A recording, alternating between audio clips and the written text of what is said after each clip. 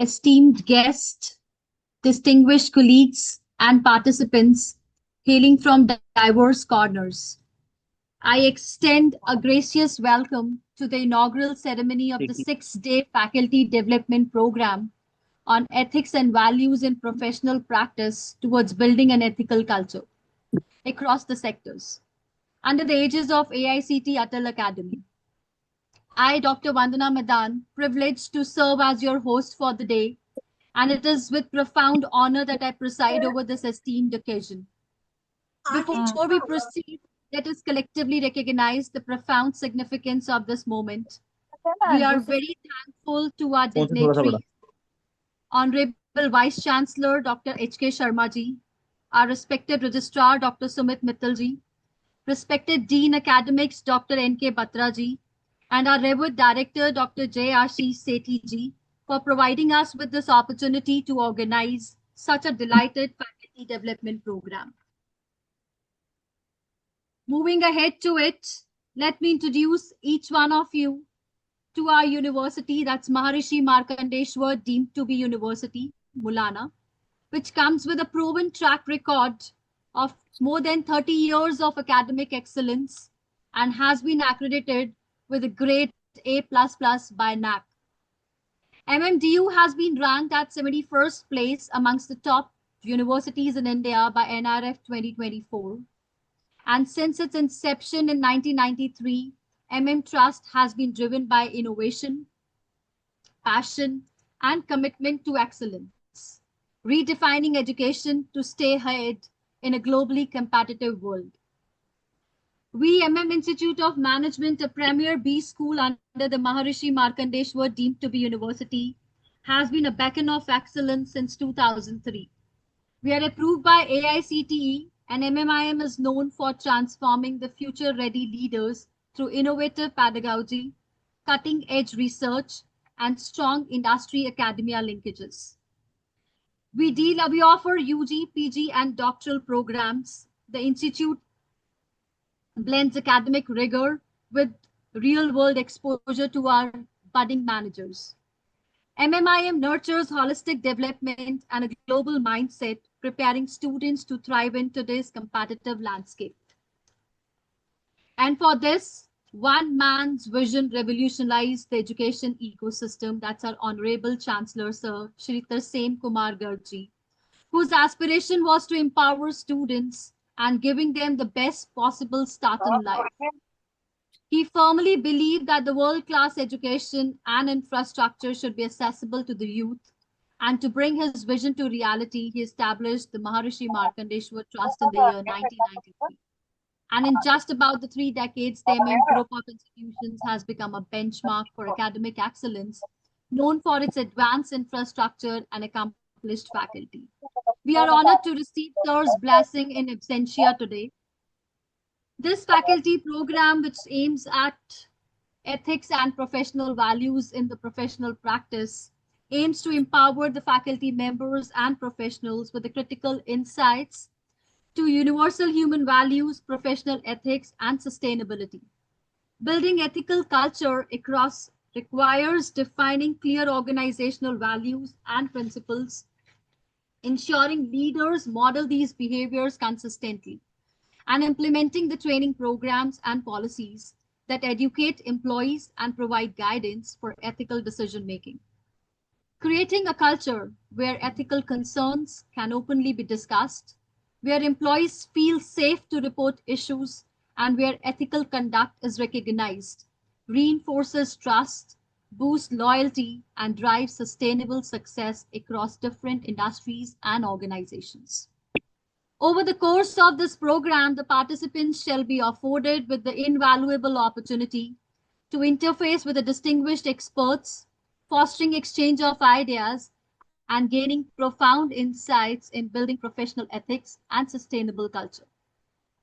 Together, let us pave the way for ethical and value-based professional practices that help us in building ethical and sustainable culture across our organizations. So to formally commence this remarkable journey, it is my pleasure to invite Professor Dr. Jayashish Sethi, Director, Maharishi Markandeshwar Institute of Management, to formally welcome our dignitaries and the participants. Over to you, sir. Thank you, Dr. Vandana. Good evening, everyone. It gives me immense pleasure to welcome you all to this inaugural session of online FDP program organized by Institute of Management, Maharishi Markandeshwar deemed to be University, Mullana, sponsored by AICTE. First and foremost, I extend a very warm welcome to our chief guest, Dr. Sanjeev Majumdar, our guest of honor, Dr. Rahul Taneja, and our distinguished speakers, Mr. Govind Negi and Dr. Amardev Singh. Thank you, sir, for joining us this evening and for lending your valuable time and expertise to enrich this program. At MMIM, we believe that learning never stops, whether it is for our students or for us as faculty members. Even though we are meeting virtually today, the spirit of this FDP is to connect, collaborate, and learn together. Online platforms have made it possible for us to transcend boundaries of time and place. And I see this as a wonderful opportunity to engage with new ideas and perspectives from the comfort of our own spaces. This program is not just about academic enrichment, it's about recharging ourselves as teachers, as mentors, and as lifelong learners. I encourage all the participants to actively engage with the sessions, ask questions, and share your insights. Let us make this FDP a two-way exchange of knowledge and experiences. As the saying goes, when we teach, we learn twice. Through this FDP, I am confident that each of us will discover new ways of inspiring our students and contributing to the growth of this institution and society at large. With that thought, I once again welcome everyone and look forward to an enriching and interactive session ahead. Thank you all.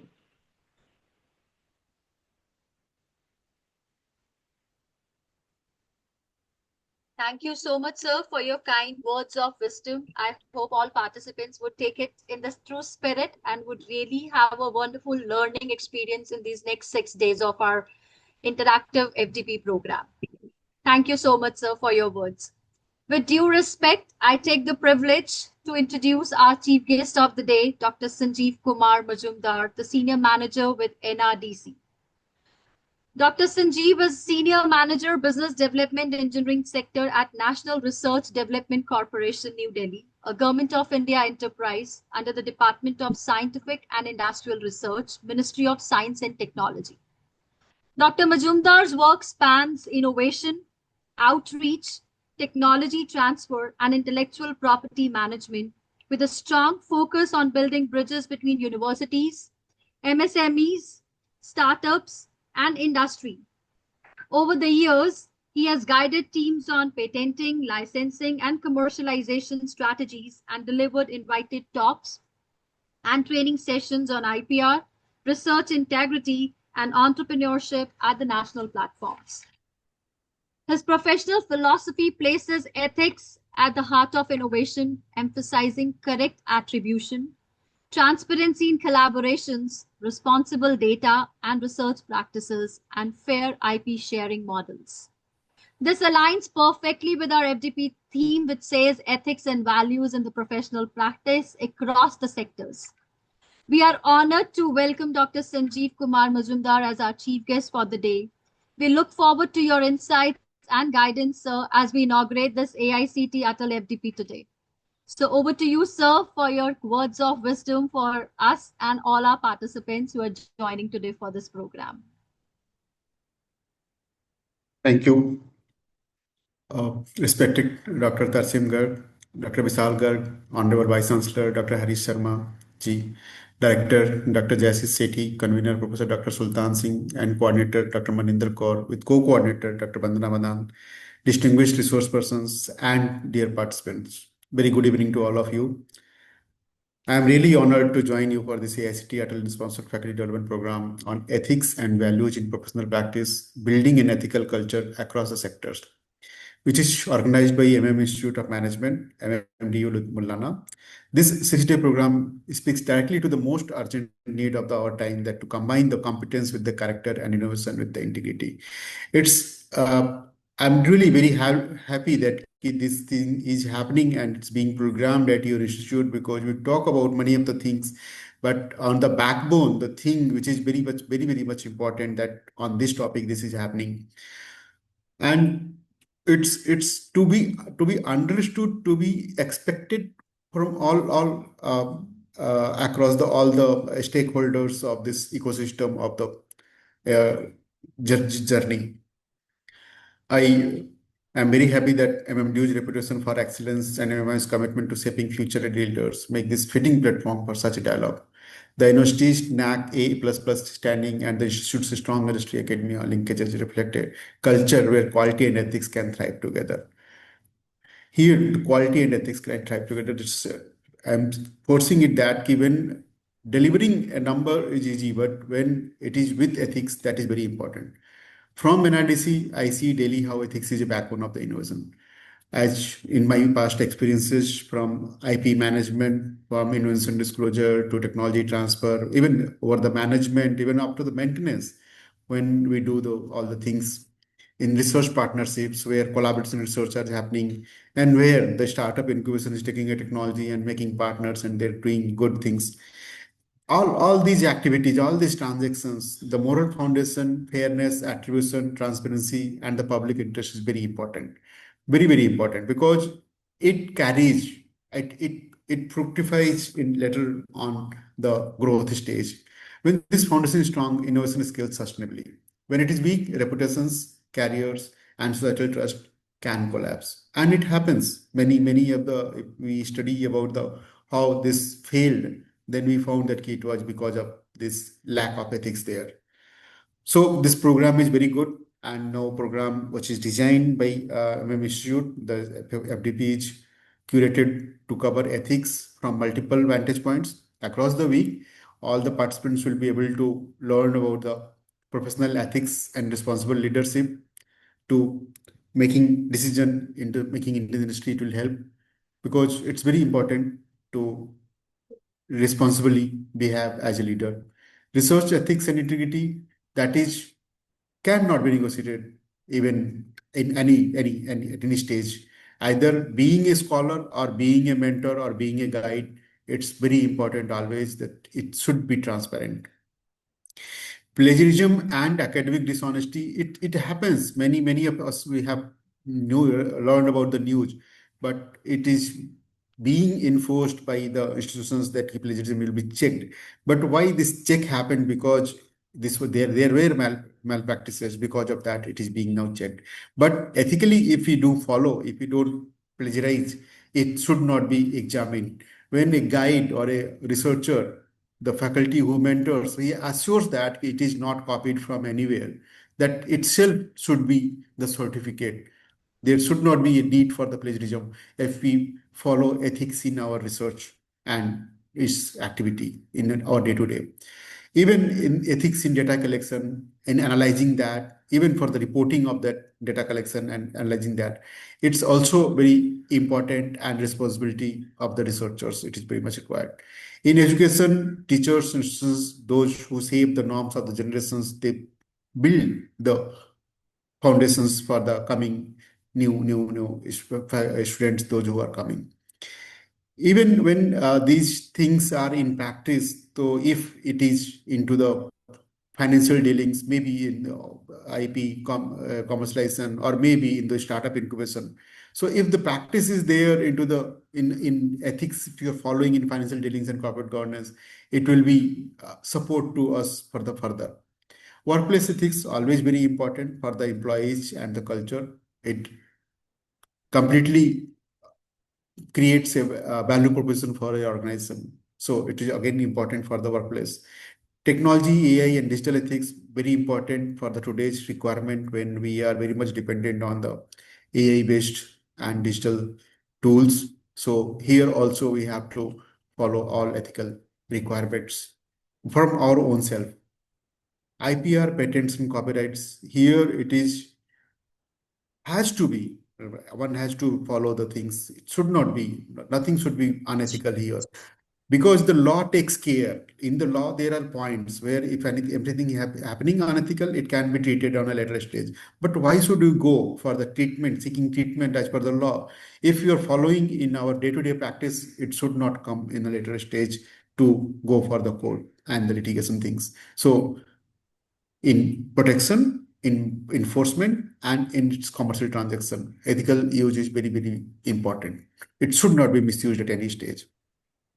Then obviously all our research is having a development goals. So for the sustainable governments and their ethical imperatives are very much important. That yes, we have done very good thing. So I appreciate that the FDP runs in the evening to enable the broad participation. After the working hours, everyone will be joining. So it is a thoughtful, inclusive design for working faculty and the professionals, which I very much liked about this evening program. Now, why this ethics matters for everyone? If we point it in 5 points, then integrity in scholarship, the research without integrity is a mirage. Cite correctly, paraphrase genuinely, and use similarity tools as a mirror, not a mask.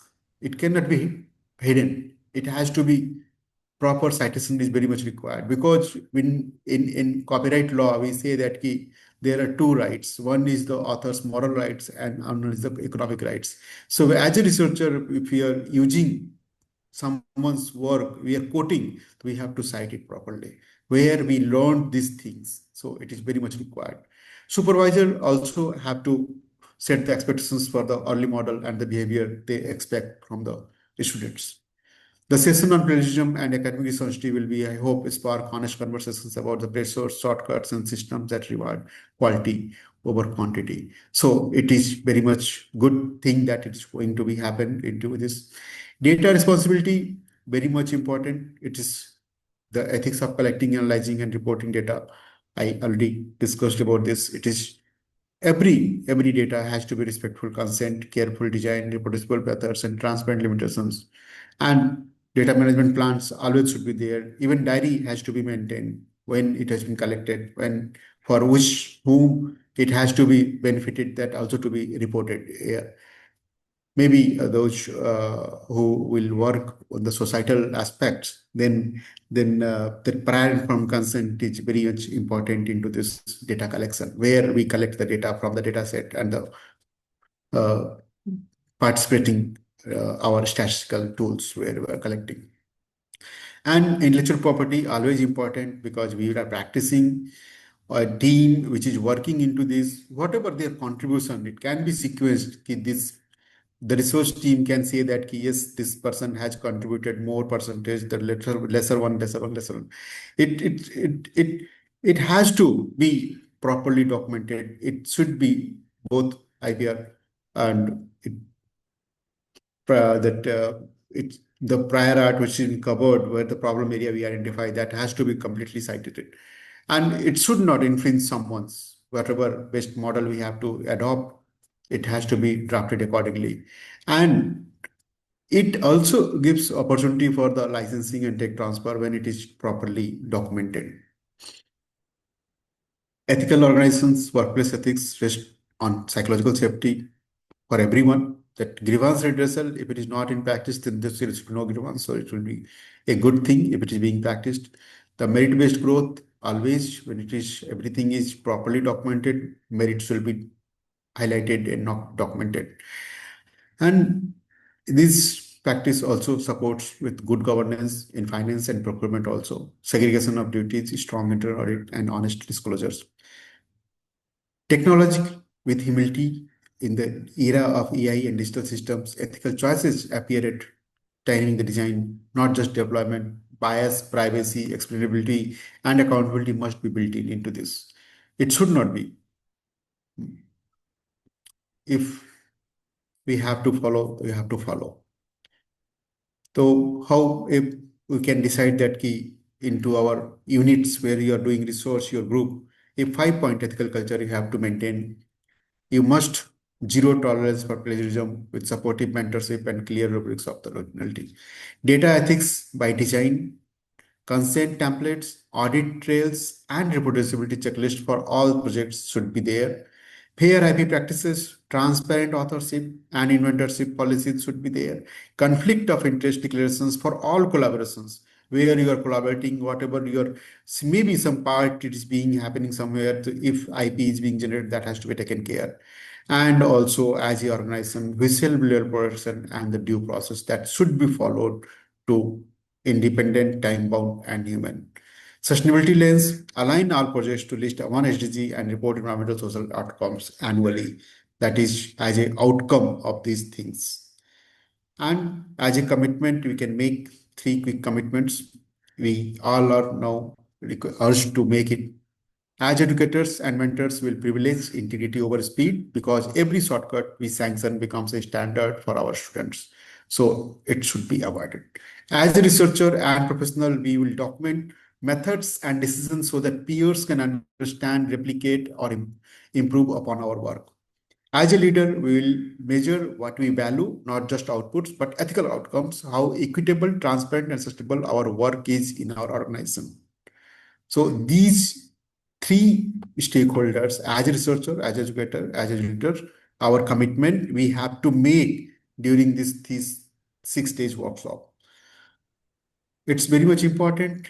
It helps. This program rightly aligns with the ethics with nation building, calling for our value-based leadership across the education, industry, healthcare, governance, and technology consistent with the spirit of New Education Policy 2020 and global best practices. Let the conversations this week yield concrete policies on authorship, data sharing, classroom integrity, online assessment, and the responsible use of AI tools for the teaching and research both. My compliments to MMIM and MMDU for creating an agenda that is both rigorous and practical, to AICTE Atal Academy for the sponsorship, and the organizing team director Jasis Sethi and the session coordinators for meticulous planning. My request to participants is very simple. Convert learning into institutional norms. Before the valedictory, draft one policy or SOP your department can adopt next month on president checks, on the data governance, and conflict of interest or use of AI use in your assessment methods. Share it, refine it, and implement it. That is how the culture is being built anywhere. In closing, I congratulate all of you for choosing to invest your evenings in this journey of ethical excellence. With great pleasure, I declare this AICTE Atal FDP on ethics and values in professional practice open. Wishing you a week, honest reflection, lively debate, and actionable outcomes. Thank you, everyone. Thank you so much, sir, for gracing us with your presence and your invaluable insights and motivating everybody of us to take this ethical journey way forward. Thank you so much for your presence, sir. Dear participants, over the course of this FDP, we will embark on a journey of discovering and delving deep into understanding the importance of ethics and values in the professional practice and building sustainable culture across all sectors. So without taking much of the time, let's start our first session of the day, which is taken care by Mr. Govind Negi, founder and CEO, Incredible Workplaces, on the topic Professional Ethics, the Foundation of Responsible Leadership in the Industry. Mr. Govind is the founder and CEO of Incredible Workplaces, a pioneering firm dedicated to transforming workplace cultures and certifying companies for their excellence in employee experience and engagement.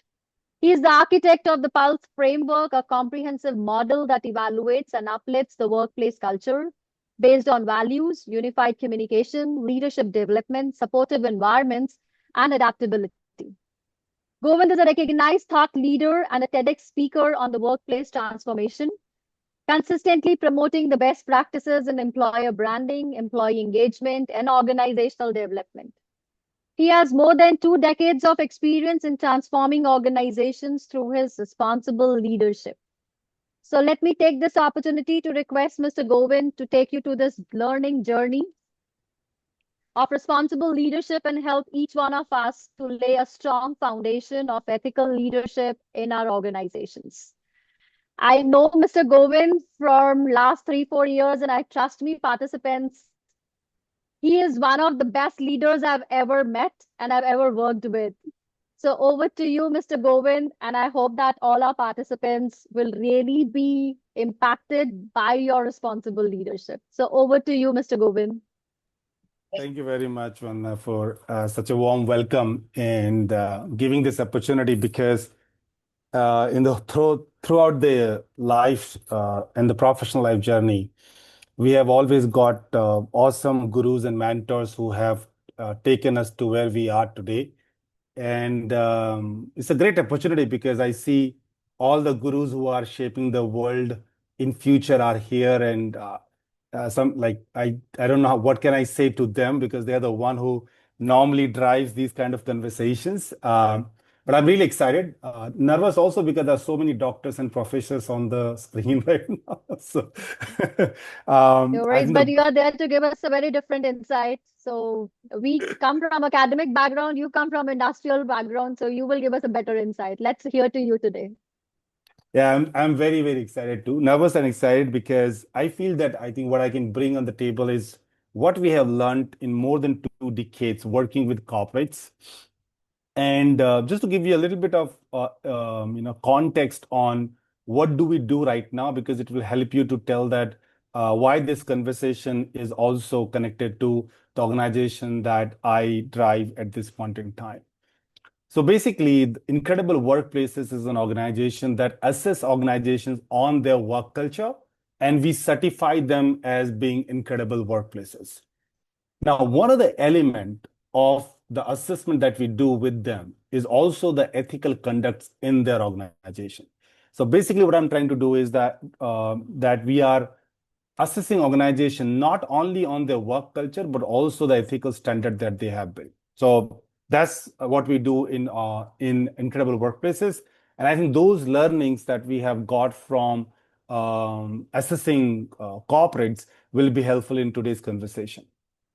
So a couple of things. One, I will be sharing my presentation with you. Second, I would like interaction from the audience in whatever way they think, so that there will be an exchange of thoughts between us, and I think other will be able to learn more from that conversation. So let me share with my screen, and maybe just give me a heads up if you see the screen at this point in time. It's visible, Govind. We can see the screen. Awesome. All right, so let's start with this conversation on the professional ethics. Before I start this conversation, I think already Mr. Sanjeev has set a very solid base of what ethics and values are all about. What I'm going to do is take this conversation to the next level and connect it with a little bit on the leadership in the industry that we see today.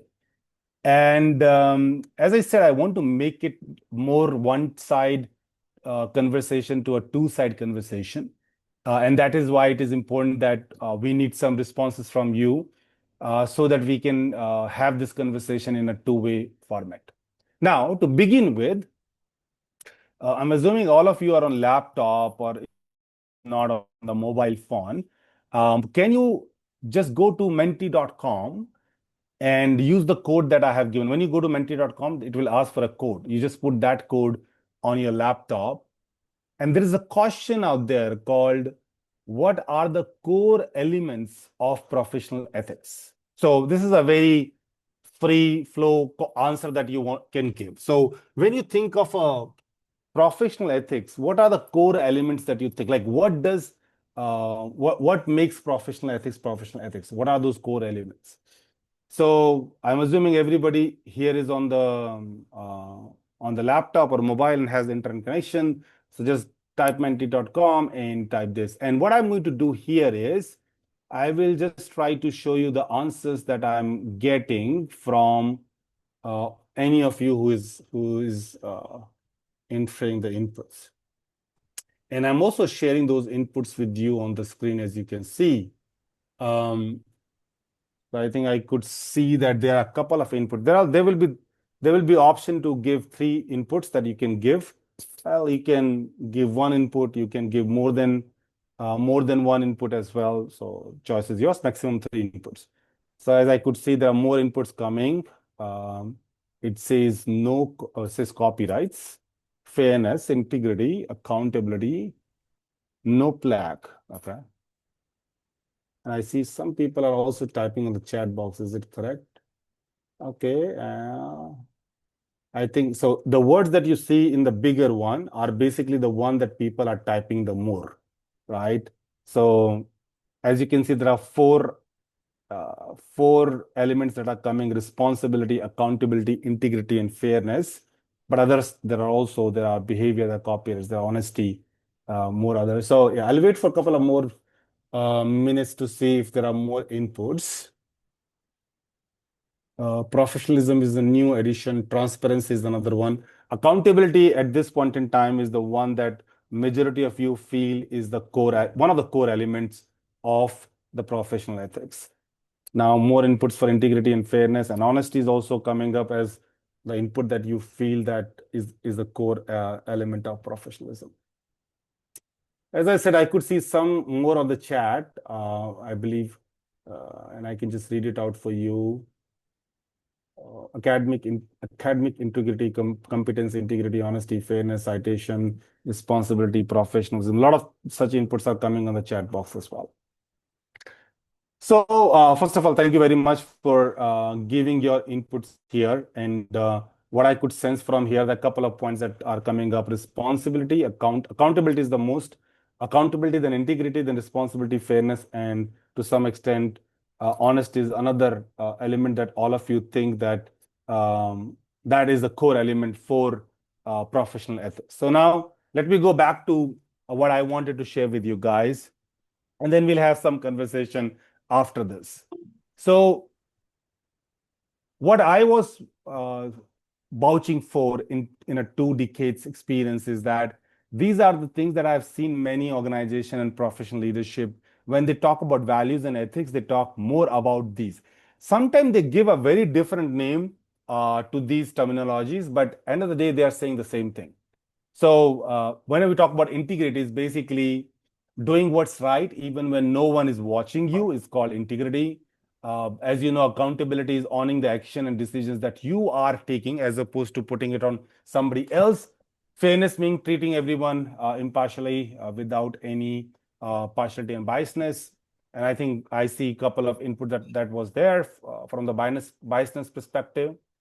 And then the fourth one is respect. So honoring others' opinion and rights, even if they are different than the thoughts and opinion that you are giving, is what the respect is all about. And when we talk about transparency, it's about openness and communication. But it does not mean that you start sharing the confidential information with those who need not to be knowing those information. It's not that. It's basically being transparent in what you wanted to communicate and the information that you can share with your employees further. Now, with that said, as I said, we're going to have some conversation.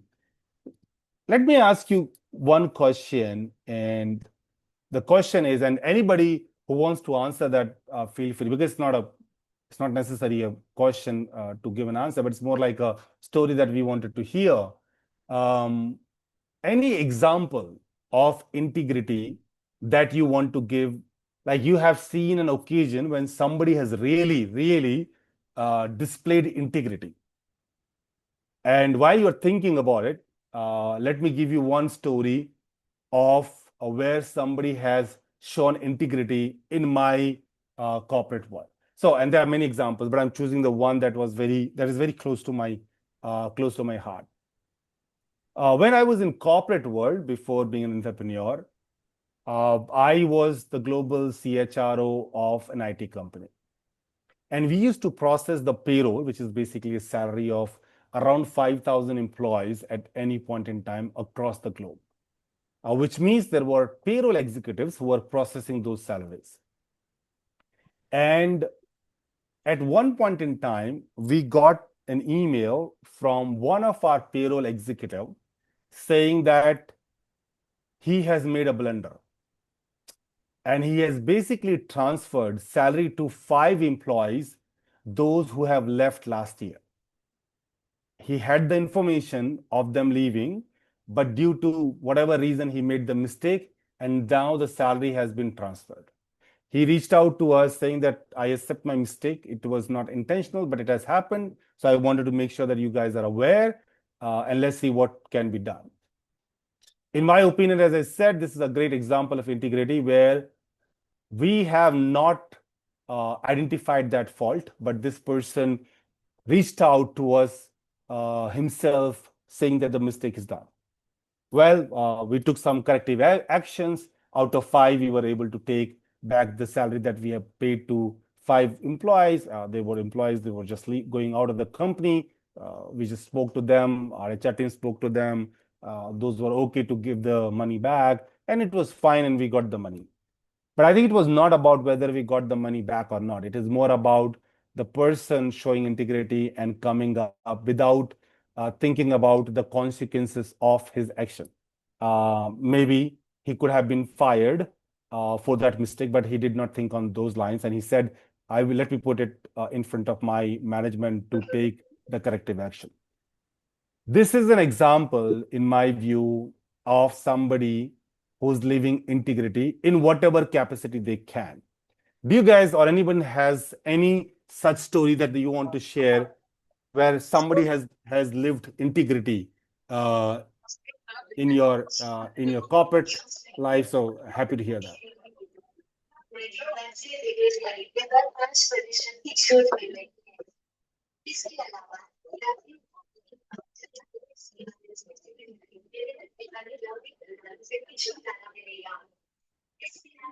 I know it's very hard to find examples of good integrity, so I'll give you more seconds to think about those. But in simple word, any example where you have seen that somebody has done something right when nobody is watching them. Any story coming to your mind?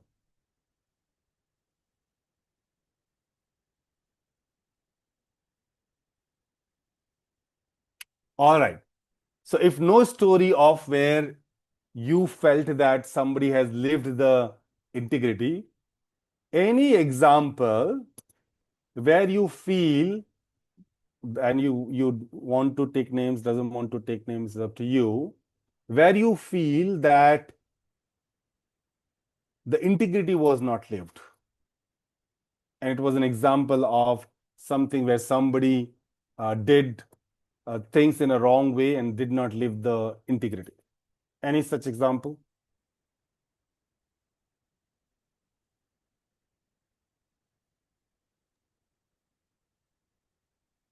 Okay, while you're thinking, let me give you an example. So as I gave you an example of a positive integrity, in the sense somebody who has displayed integrity, and that example was about a payroll person.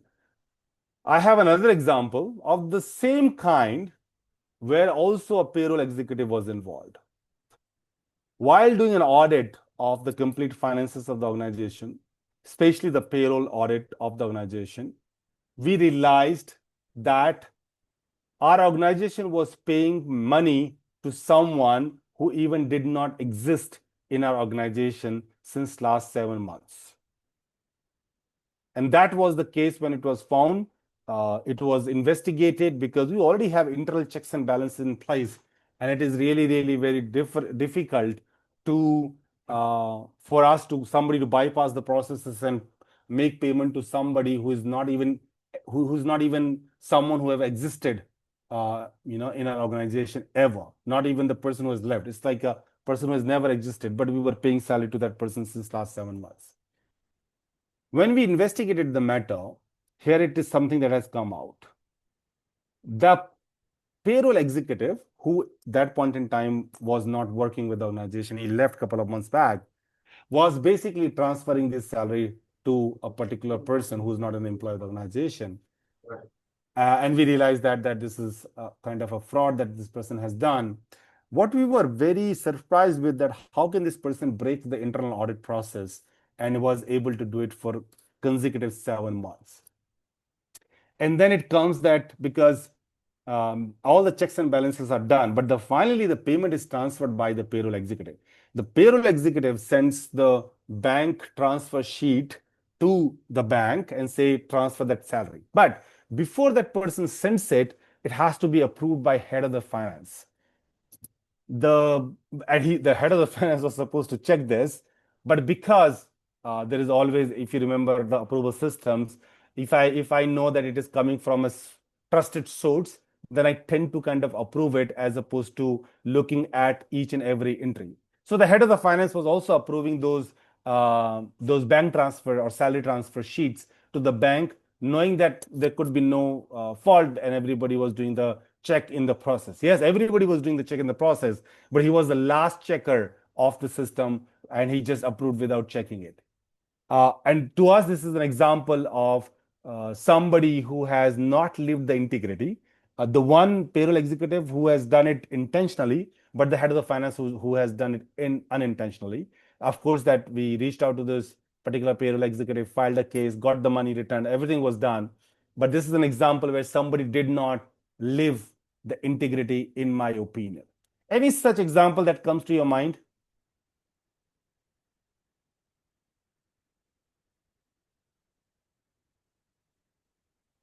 Hello, sir. Am I audible? Yes, Mr. Amit.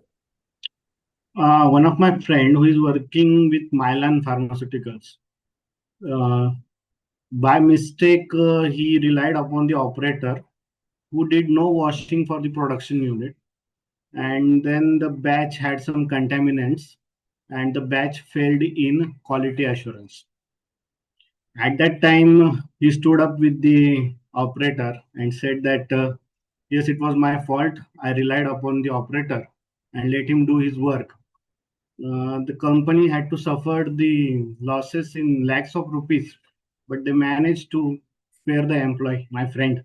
So he was lucky in that case. This where I saw the example that he stood up with the operator and shielded that yes, it was my mistake. I did not cross-check with the process.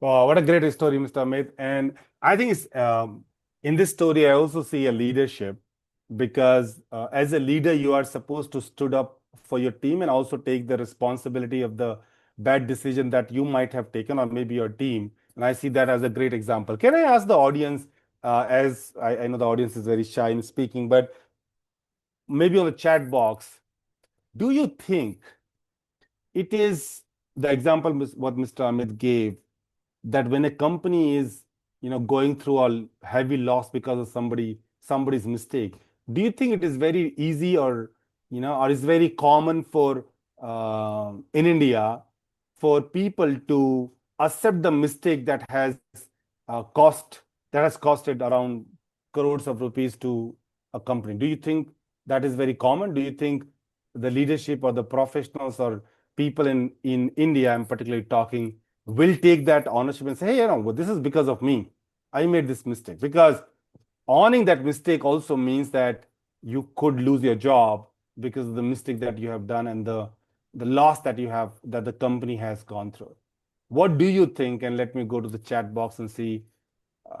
No, it is not common. And Deepak is also saying not common. Vaibhav, Dr. Sushil, sorry, it's different one. So I got 2 responses so far, and both of them is saying, Priya is saying big no with double O on it. So there are 3 responses so far, and it says accepting this is much more difficult and not common. Gurvita is mentioning that, and I can understand why. Saurav is also saying it is not that common in India, which I agree with him that it's not that common at this point in time. All right, so I think unanimously everybody's saying that it is not common in India for people to own faults that they have made. Do you know why? Can anybody tell me why? Like, you can just put it on the chat box, or you can just unmute yourself, speak. Why people are afraid of taking responsibility of something wrong they have done?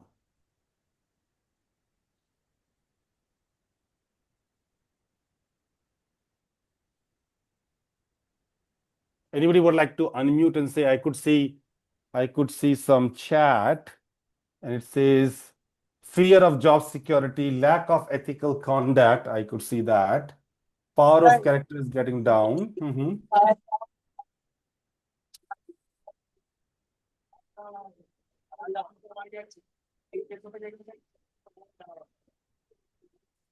Value system diminishing.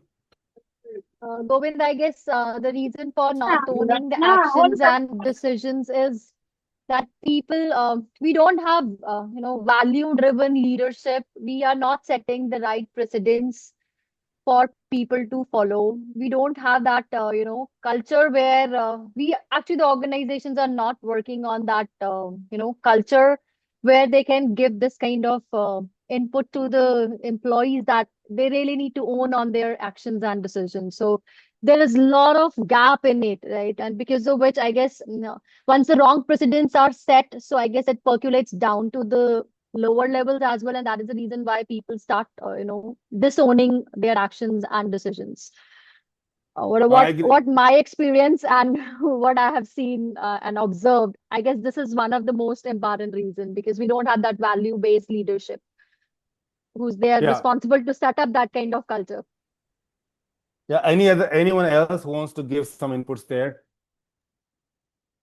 In fact, sir, web of this side, just would like to quote an international example that, even the Trump declaration about, ending of the war is, I can count that, it is a part of the professional ethics, which is nowadays, the, the talk of the town. Yeah. It's all about the integrity. He's saying that, he has ended up the war between India and Pakistan and so on. Yeah. So this is something, which can be quoted, one of the example of the integrity. Yeah, very well said. And let me just go back on what Vandana said, and I'll come to your comment also, Mr. Weber. First of all, I agree that having an organization where people are following ethics is the top-down approach. There is no single iota of doubt that in my head. I have worked with multiple organizations, and organization where the leadership is ethical and believes in ethics, you will see gradually down the line, everybody will become ethical. If they are not, they will not stay in the organization for long. They will be even either asked to go, or they will leave themselves in the organization. So there is no doubt on that. But I have to make one point on that one itself, but I'll come to that later. But before that, I'll comment on what Vaibhav said. And I agree. I think the way I asked this question was that, what do you think in India people will do that, or people will not do that? And I think it was more in India context. Yesterday only, I was working with one of my entrepreneur friend, and he was mentioning to me, because of the 50% tariff right now on India, the US market is becoming very tough for him, which I think all of us know, because if he was selling something in 100 rupees, now he has to sell the same item in 150 rupees. Why a US client will buy 50% more costly item from Indian company? So we actually were having conversation around that. And then he said, I'm visiting nowadays multiple. So he was just coming from South Africa, and then we were having conversation. So he was mentioning about South Africa and other countries where now he is going for more customers, because end of the day, he feels that his US client will not stay with him for longer period of time due to tariff. And while we are having conversation, and I think this conversation diverted to how business are cracked, how sales deeds are cracked. And I asked him that, do you think that outside India, there is corruption, that people still take cuts and things like that when they do the deals?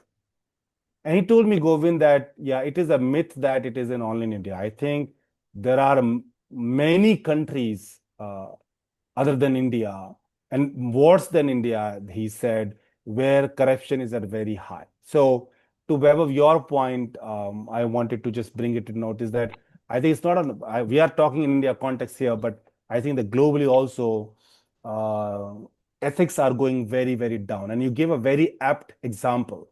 Like what example we are giving to the world when you see that the most powerful at this point in time, at least, more powerful country's president, who is the most powerful person, is going to do things which we all know are not professionally ethical. So that sets a very wrong example. But to go back to my original question of why we think, because many of you said that, no, it's not common. What Amit gave as an example, it's not common that people will accept their mistake. Why people will not accept the mistake? And I think very well said. There's a fear of job security, the lack of ethical conduct. I'm just reading the comments that you guys have made. The value systems are diminishing and the trust is broken. In my opinion, what I have seen is that why people do not go to their bosses and say that I made the mistake. Only one reason, that they feel that the leadership will put all the blame on them. And leadership will not play a true leadership. And they will not understand that this somebody has come up and said that the mistake is made. Rather than scolding the person, let's work with the person and try to sort out the things. Imagine you, like all of us are working professional, right? You are working in colleges and university. I used to work in corporates, whatever. Everybody's reporting to somebody, right? Even if I'm the entrepreneur CEO, I report to board of the company. Imagine you go to your manager one day and say, you know what, I made this mistake, whatever it is. You say, hey, by mistake, I'm just making up the example. By mistake, I gave 70 marks to somebody in total who was actually supposed to get 50. Now, this is a very small example of what I'm giving an example. And immediately your boss says, what kind of person you are? You do not know how to do mathematics? And he starts scolding you to the extent that you feel, why even you said that? Because if you had a choice of not even saying this, and you would have, maybe there is a chance that he would have never known about it, right? But now he's scolding you, making you accountable, blaming, and maybe going to 5 other people and saying, you know what? Vaibhav doesn't know how to count. He doesn't know what's the difference of counting of 50 to 70. Do you think, Vaibhav, tomorrow if you make another mistake, will you go to that manager again? No, sir. And I think for that matter, Vaibhav, nobody will go to such manager. Let's take another example. You said the same thing, and he said, well, thank you very much, Vaibhav, for letting me know that you made this mistake. Tell me what are the possible solutions. You tell me first. And you gave a couple of solutions. He might agree to you or some of your solution or one of your solution, or he might give his own solution. Say, okay, let's do this now because what has happened. Let's rectify this mistake by this. In both situations, the first one and the second one, of course, both of you will find the solution of thing, right? Some solution will be fine. But in the first way, his reaction will give you a message that never go back to him. But in the second time, do you think you will feel that, okay, your manager has actually taken you coming up and sharing a mistake in a positive way? He's supporting you. He stood by you, like in case of what Amit gave an example. He stood by you. Do you think tomorrow if you make another mistake, will you go to such manager if he supports you? Why not, sir? Because, there is a learning out of it. Yeah. Is it Sahin? You wanted to say something if I'm taking your name? Phone on hota hai. Okay. Maybe Sahin is speaking with somebody. Let me see if somebody can mute Sahin. So yeah, exactly, Vaibhav. So I think the point here, sorry, the point here is not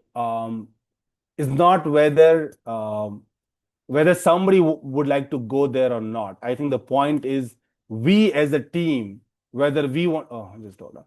We as a team or as a leader are giving an opportunity to people, to our reportees, that they can come to us without fearing the repercussion of them sharing their mistakes. I think people said job security, etc., which is all right, actually, because if it is like that. And Vandan also correctly said that it is basically a top down. If the leadership is ethical, everybody in the organization will be ethical, or at least majority of them will be ethical, because they know that being unethical will cause some damage to them, because the whole organization is like that.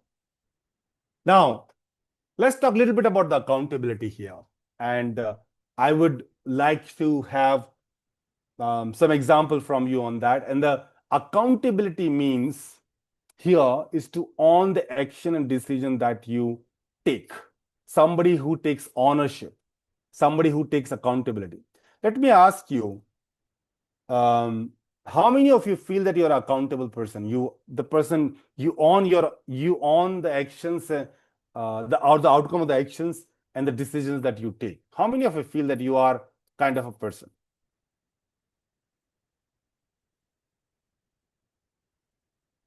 If you are not, you don't have to say anything on the chat box. Okay. I could see two yeses. I always take accountability. Whatever is the problem, I do come forward and have the courage to come forward and say that, yes, this is my problem, or I have committed this mistake. Wonderful. I think it is Dr. Bernali here. And I see a lot of chat box and people are saying that they take accountable person. Unless you're athletics, you want to succeed. Yes, I'm responsible for assigned work. Very well. Thank you very much for sharing your opinion. Here, I wanted to share you a story of a student. It is a story when I went to a particular college for a cricket match, and that college was in Noida. And it was basically a cricket match between business leaders and the student of the college. It's a friendly cricket match organized by the college itself, where all the business leaders went out there for playing cricket with the students. It was like a kind of a industry academia, connection. When the match started, suddenly we started all feeling that there is a lack of accountability among the college staff on each and everything that was happening in the cricket match. And I think you guys kind of sense that, right? When you are in the event, you see something is going wrong and people are still not bothered that we need to correct it. There's no wrong in something getting wrong. It's okay. But if something is getting wrong, but nobody's bothered about correcting it, I think that's the problem. And we were able to kind of notice it. And then we realized one student. I'm sure there are a lot of other volunteers, student volunteers also, responsible for doing multiple things that they were doing.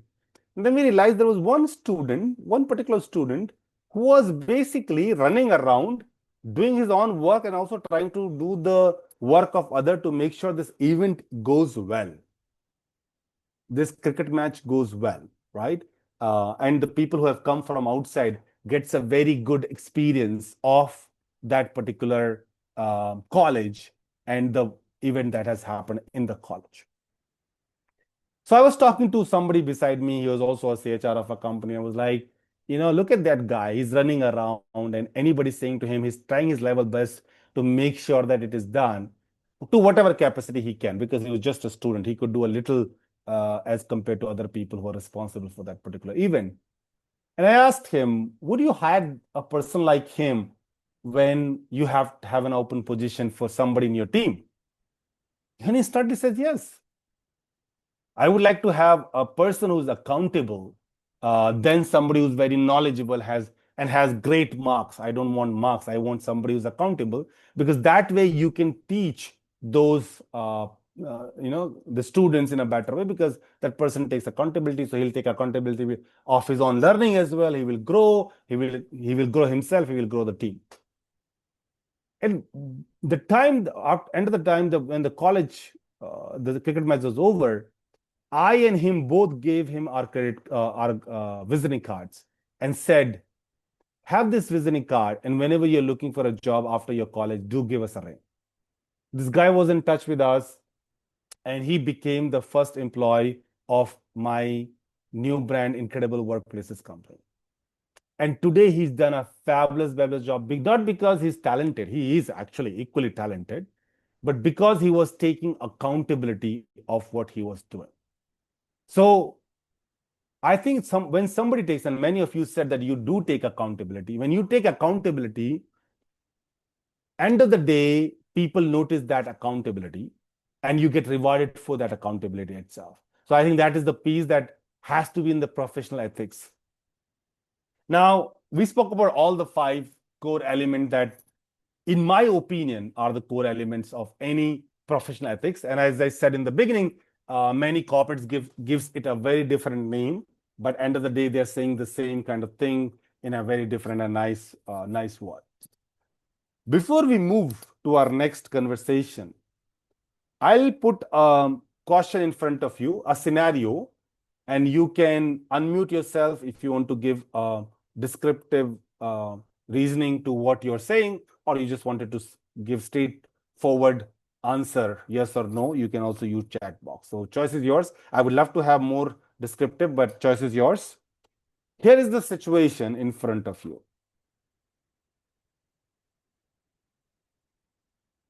In one of the town hall is where the leadership interacts with the employees. One of the employee asked us a question, and the question to me was, we as an organization always says that we need to be respectful to each other. So respect was the question, because in our organization, respect is also one of the core values. So the question was about core values and saying, well, we always say that we have to be respectful to each other. We have to behave properly. We have to honor each other's opinion, even if it is diverse opinion. We should, or something opposite to what you're saying. But at the same time, company is firing employees.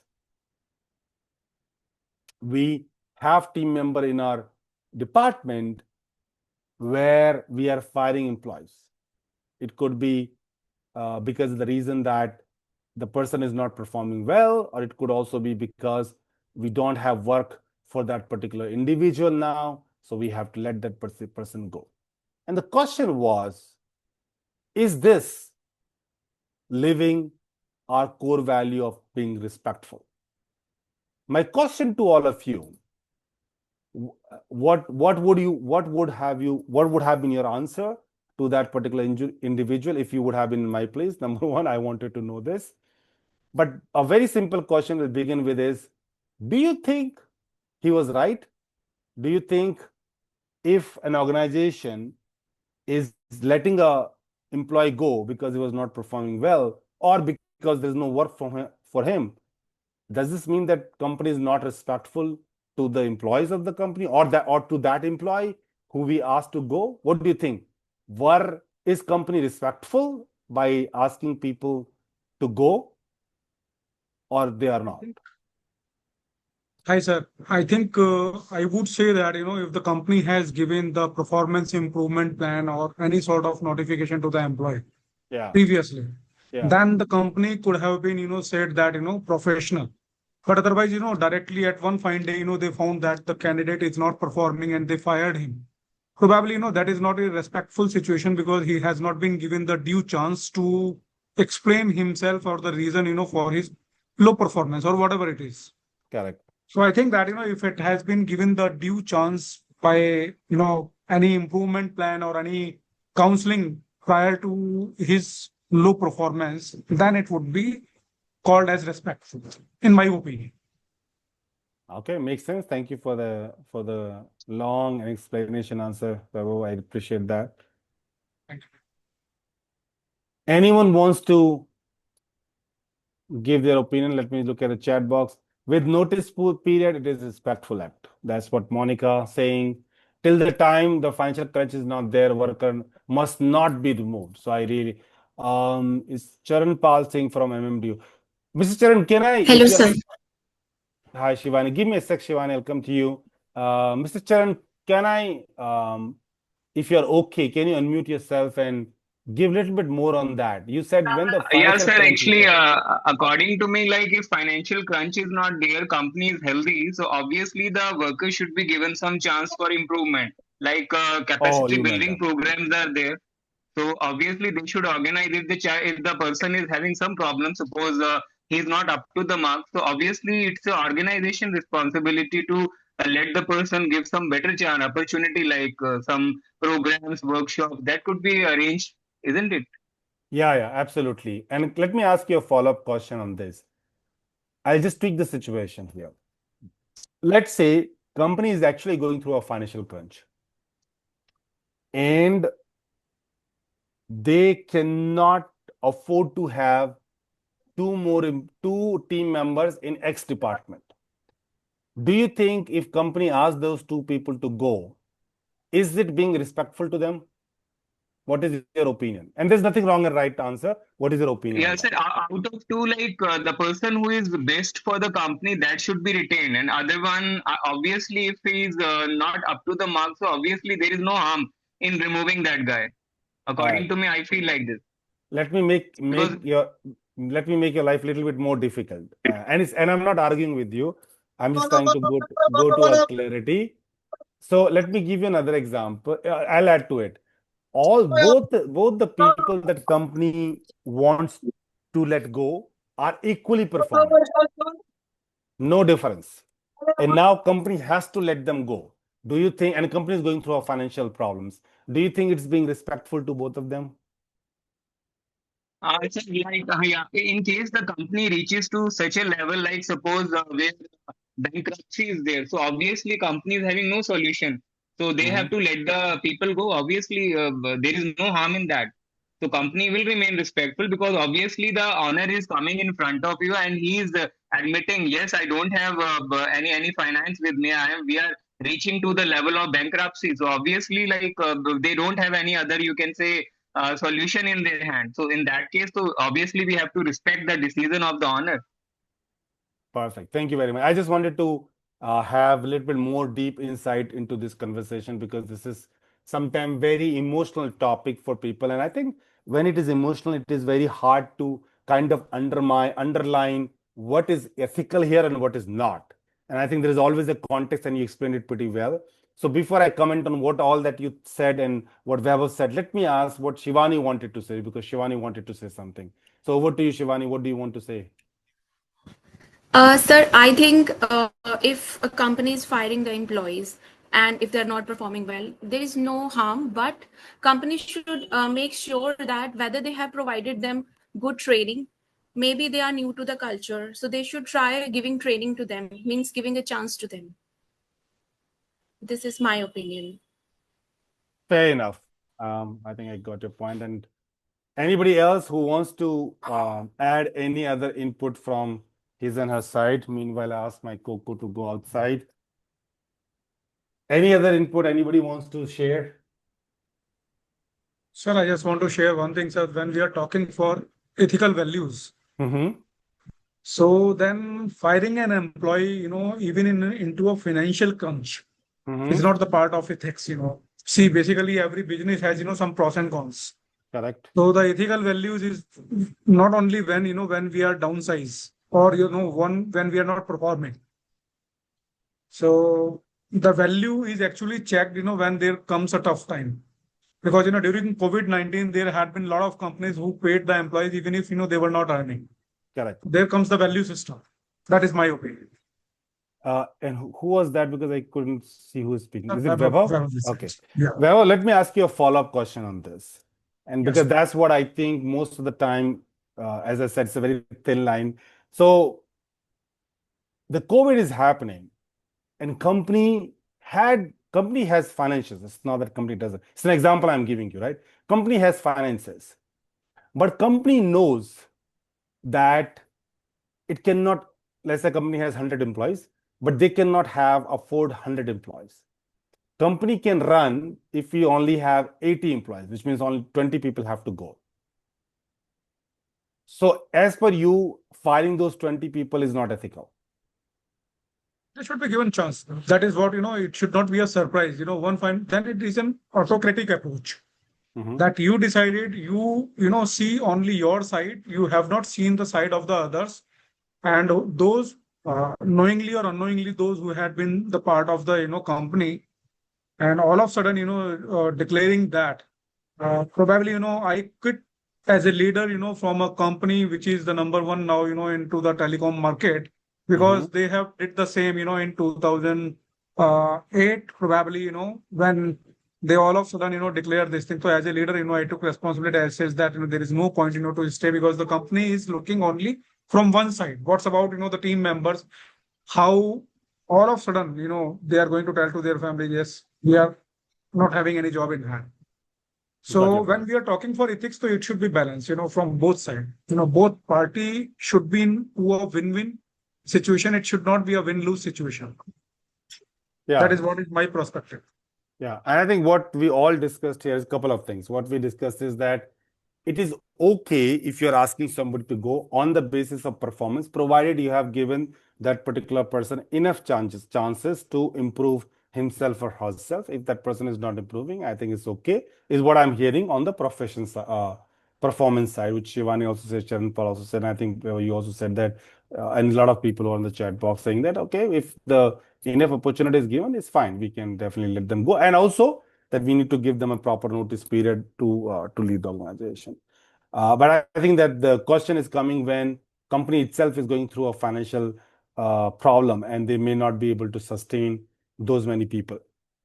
In my opinion, it is respectful to let the people go, provided you have given them enough notice period to the best of your capability, because depending upon how hard is the financial challenges, best of your capability, you can give the notice period to personally let them go. Why? Because if the company does not do this, they are not being respectful to another 80 people. And then their job security also might come in problem.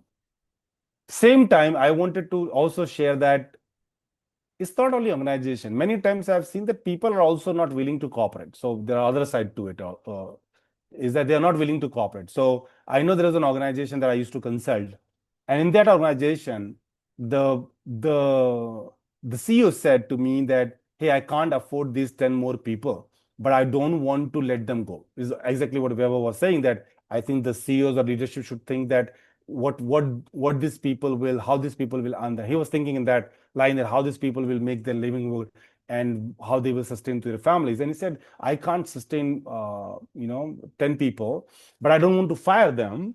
But at the same time, I have limited funds, right? I'm giving it to 100 people right now. I have to give to only 90 people. Now, either 10 people have to go, or all these 100 people need to take a cut to make sure that nobody is going in the organization, which means not only 10 people are getting the brunt, but rest everybody is getting a little bit of the share of the loss. And it was a nice thought, right? Rather than making 10 people jobless, and in the era of COVID, when it is the time of the COVID itself, that it was very hard for them to also take the job. There was a hell of resistance from those 90 people, like everybody, that why our job should be cut. Why our salary should be cut. We are not willing to take the cut in the salary just to save somebody else's job. End of the day, because he doesn't wanted to fire 10 people, he took the stand and he said, there is no other option, but I have to cut everybody's salary by this percentage to make sure that nobody's job is taken. But that told me that, people should have understood it, that if there is a small cut, and nobody knew who are those 10 people, it could have been you also, right? But if you don't know that, and you're not willing to take a small cut just to make sure that those 10 jobs are not cut, I think it's sometime from an employee perspective also not being respectful to the others. But this is one of the topics that I've always felt that is very emotional, touchy, very, very, very thin line that we draw there. Now, this is all about what are the core elements. And I think we had a very good conversation on what does it mean, some stories, and I heard a lot of opinion from your side as well on what it is. Let's go to the next topic here. The responsibility of professional ethics. And you can use chat box. Who, as per you, in the organization is responsible to make sure that the organization is professionally ethics? Is it HR department? Is it employee? Is it, I don't know, marketing, finance, CEO, CXOs? Who are those people? Who is in the organization, as per you, is responsible for making sure the organization is ethical? Any thought that you have, you can unmute yourself or you can also put on the chat box. Who is that person in the organization?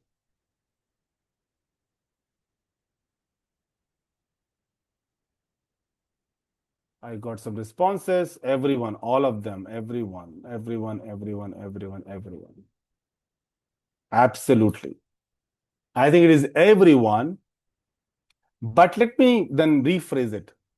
If you have to phrase on one role among everyone who is most responsible to drive the professional ethics in the organization, who that will be?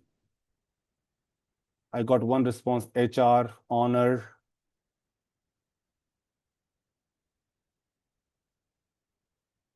Employees. So it's only employees. It's basically the leaders of the organization. Yeah. I will go with Shivani that the leadership of the organization drive professional. I agree that everybody is responsible. That's absolutely there. But as I think we discussed a little bit before, that is the leadership itself is not professionally ethical or doesn't want to drive that professional ethical in the organization by multiple ways. And I think we were discussing in our session before that also.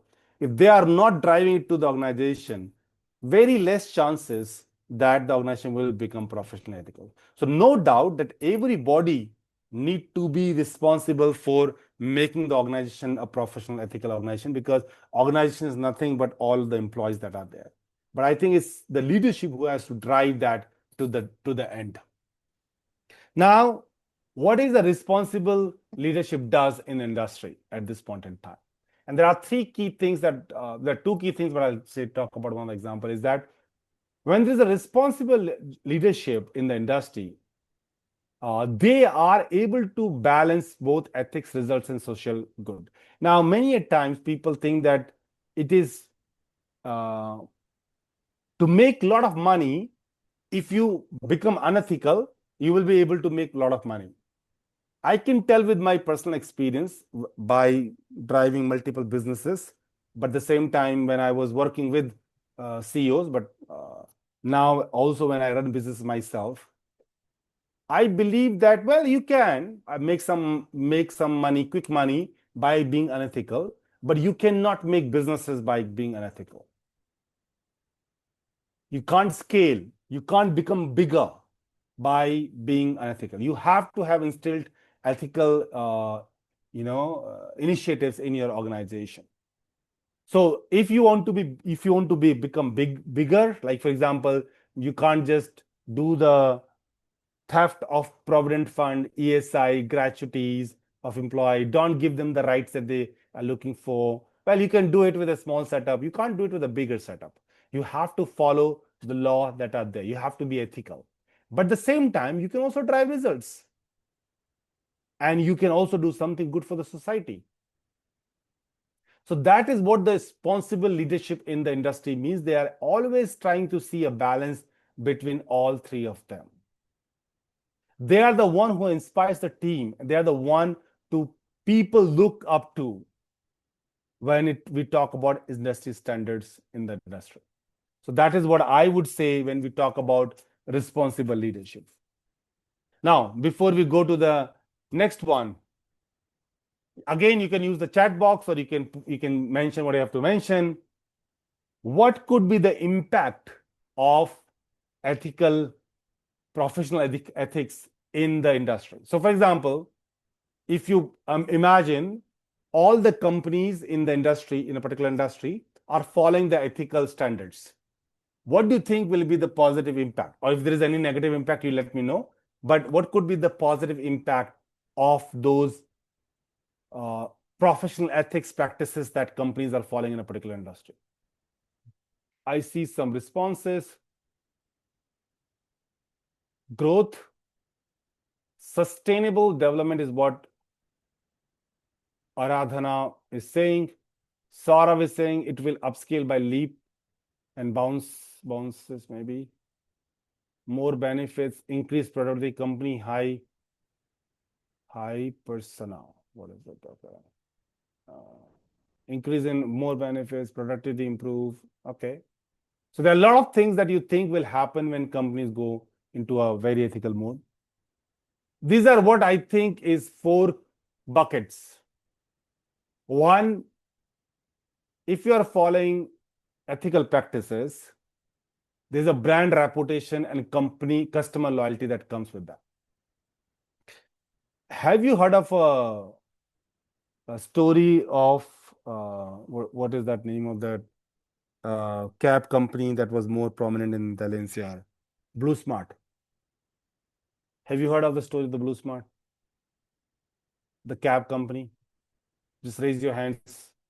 You know what happened with them? Just a yes or no. Do you know that story? I'll explain the story. But no. Okay, let me ask you. Do you know there is a company called Blue Smart? If I'm taking wrong, Blue Smart exists that is into cab, like Uber and Ola. Have you heard of that? Uber and Ola? No, you have not heard of Blue Smart also? Okay. Shivani said she did. Okay. So Blue Smart, I was checking if I have the app of the company still with me or not. I do have the app of the company still in my phone.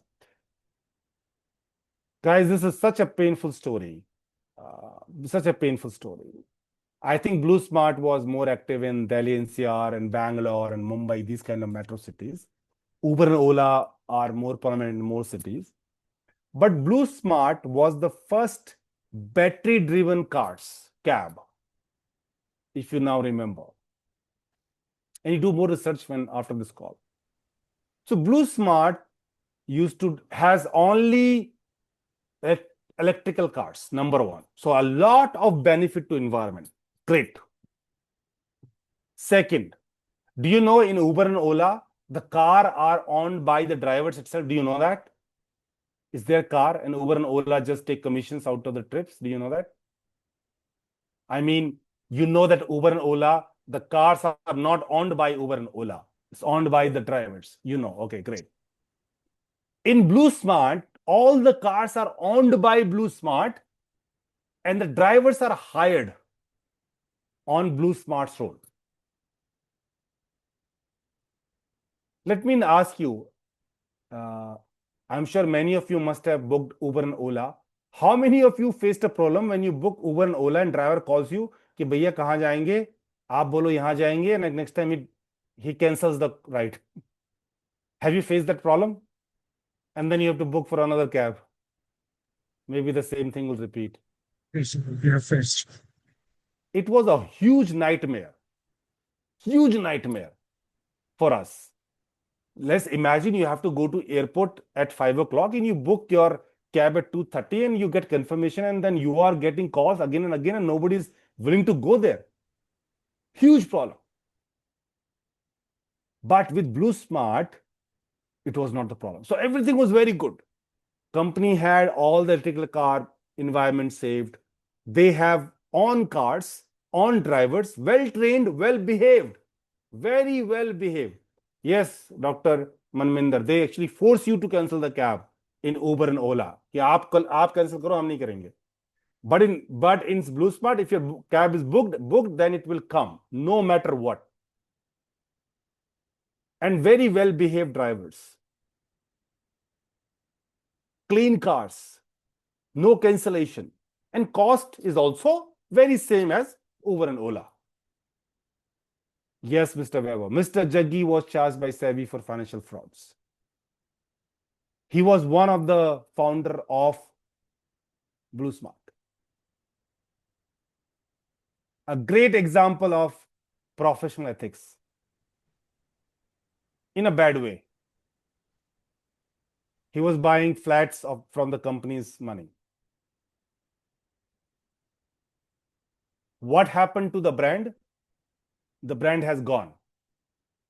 The company is gone. A company that a lot of investors were putting money. The company that was once started in Delhi only for airport pick and drop. In Delhi, instead started doing services everywhere. Also started in Bangalore. Became the first choice of people like us. Suddenly closed down because Mr. Jaggi did something financial fraud and company was shut down because of SEBI raid. Investor lost their confidence. Now, this is not the only case, by the way. There are many, many other Indian cases. I think if I remember once, I think it was Sony which was trying to acquire G, and they did not acquire G because G means G Media, because they found some problems in their books. Now, what all this does is they create a wrong brand reputation of you. That point in time, in the financial world, there was a conversation that many foreign investors do not want to invest in Indian companies because they feel that Indian companies are not ethical. A big, big blame on us. It came in a lot of newspaper that investors have less faith on Indian companies because they feel the founders and the companies are unethical. They do unethical practices. So forget about the brand of the company. It's the brand of country came on the stake. Yeah, same with Byju's. Great, Kanika. Very well said. All these examples happened very close by, and the whole brand was gone. Well, if you're ethical, the impact will be that you will minimize the risk. Like you will get acquisition very easily. You foster the innovation through trust and collaboration, and you support a long-term sustainability. BlueSmart is a great example of not supporting a long-term sustainability. Like why, if you are growing, so making profit, your valuation of company is going so fast, you're going in your customer is happy, your drivers are happy, everything is going so, why you need to do this? Just to close your company? Nobody thought that the mistake of one founder will take the whole brand down. And see how pissed we are as a customer. Because we are so happy with BlueSmart. We are back to Uber and Ola again. Maybe somebody will open BlueSmart again or some other name, because that was really a very, very flourishing concept. All right. After that, we'll go a little bit on what are the challenge, and I'll be as we are running short of time, so I'll try to be quick and take some questions from you if there are any. Challenges in practicing ethics, and I think we discussed about that a little bit. First of all, there is a pressure to meet targets.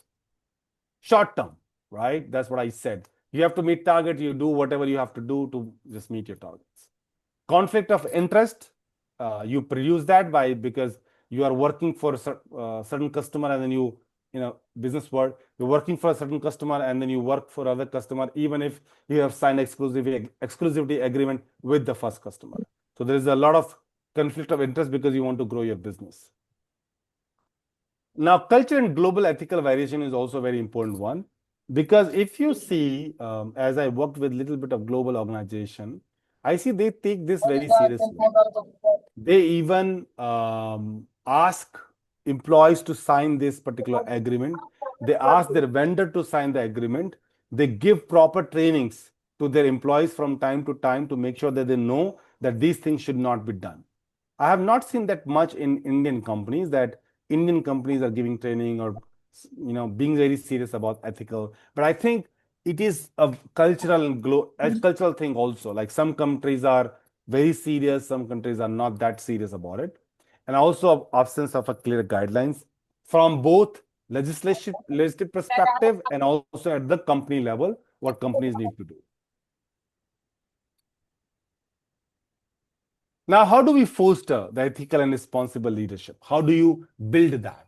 Now, first of all, before you start talking about ethical and code of conduct or ethical conduct in the organization, you need to make sure that you are very much clear of what does it mean for you. So which means a code of conduct that you give to your employee. And I think many of you will agree that most of the organizations just make code of conduct for sake of making the code of conduct. Sometimes even the HR department does not know what is written in the code of conduct properly. So this is the seriousness about implementing those. So code of conduct only comes when something serious happens. Then only people just start thinking, okay, we need to refer to the code of conduct document. But anyways, you have to develop that one and then you have to reinforce it. And then, as I said, like in my past, I have seen our organization used to do a lot of sessions because you need to tell people what is right, what is wrong. How will they know what is acceptable, what is not acceptable in this company? So you have to tell them. Then you have to have some whistleblowing policy in the organization where people can come, share those things with others. And if there are any ethical conduct thing, you need to discuss them, reward them. Like if you are able, like reward in the sense, not the ethical misconduct, but ethical conduct. You have to reward them. You have to recognize them so that people know that this particular organization or whatever organization you are, not the corporate only, but any organization that you are in, is serious about ethical conduct in the organization. Now, what can we do? The academia and faculties can do to this. I'm sure it's not something that you are not aware of it.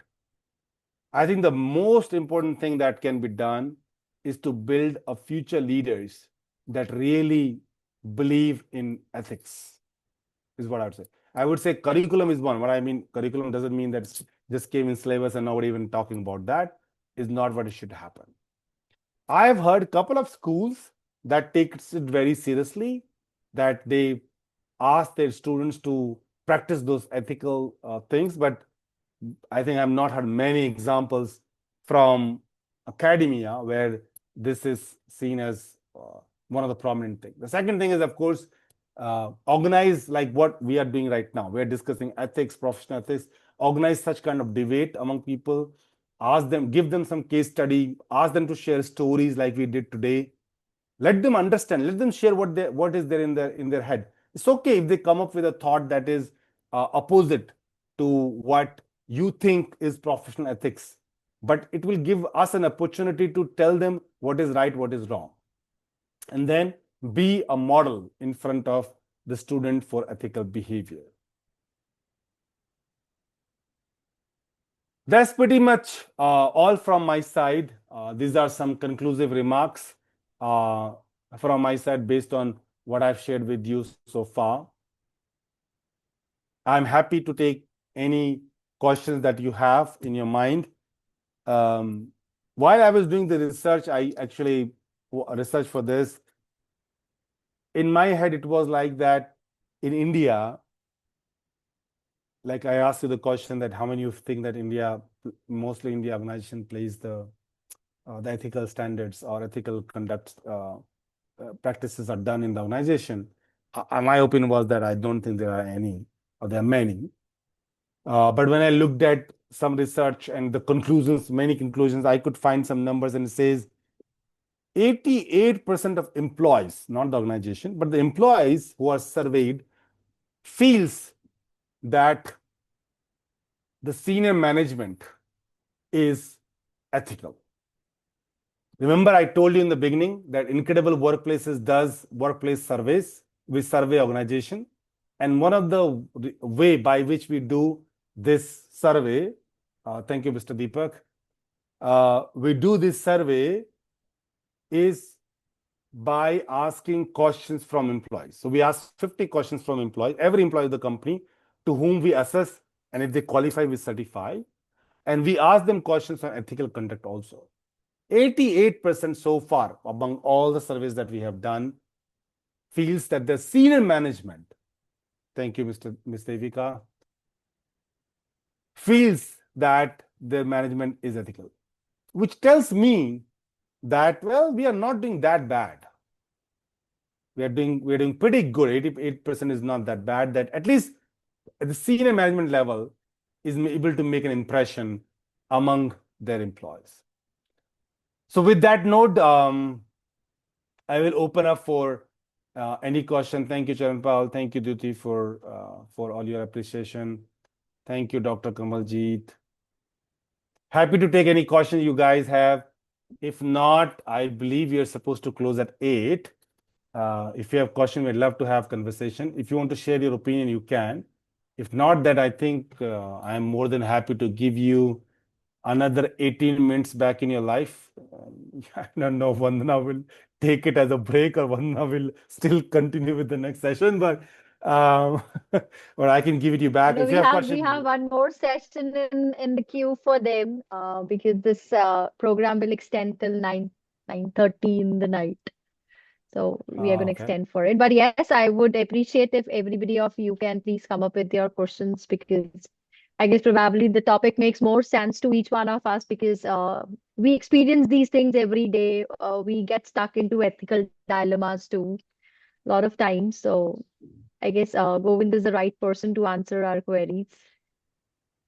I would say I Let's can wait for answer another 2-3 minutes. yeah, what I would say I can answer to what I think, what I've seen. And Yeah, based on your experience, because you have vast experience of seeing the organizations evolving from one stage to another stage, and you know much better how responsible and ethical leadership really works for employees. appreciate that, Vandana. Thank you, Purana and Om Prakash ji, Sujit, Dr. J, Ajilia. If I'm not sure whether you are joining from your real name or not. Gurdita has a question. What about the ethics made by the senior on a company not reach to new faculty? The ethics remain documented only. Yeah. So what I would say, I think we discussed that, Gurdita ji, is that it is not okay to just have documented code of conducts and ethical policies in place. I would say, not even have it. Why to have it? Unless you're serious about it. And I would say, and I know what you're telling, because in our world we say Lala type company. Doesn't mean when we say Lala type company, we never meant actually the Lala, but we meant the mindset of the company, even if the mindset. And I've seen actually many companies they just put it on the papers and they don't actually mean it, right? When you talk to the CEOs of the owner of the company, you realize that they have said so many good things in the values, right? Our values are this, our mission is this, our vision is this. And the day when you talk to them, they were like, well, you just cut this much of money from the employees and tell me how to do this. Think in positive direction. What can you do more for your employees so that they work harder for you? But I think the good news here, Gurudita ji, is that I am meeting with a lot of young entrepreneurs nowadays, and maybe the sons of those founders who are coming, and even in university. Trust me, I work with, I don't know, hundreds of universities, and many of them I'm interacting with the founders. What I've seen, the sons of those founders, majority of them, come with a very good vision. They were like, we actually want to invest money to uplift our student quality, to uplift the faculty quality, to uplift everything. And that's where I love to work with those people, because they are behind something. And somebody told me once, you will find all kind of people who are positive, people who are constructive, and you will find people who always love to creep, people who thinks negatively. Well, choice is yours, Dr. Gurdita. Whether you want to go with people who are constructive, or you wanted to be with the people who are always nagging. And I choose leave the negative, take the constructive. We have limited time in our life.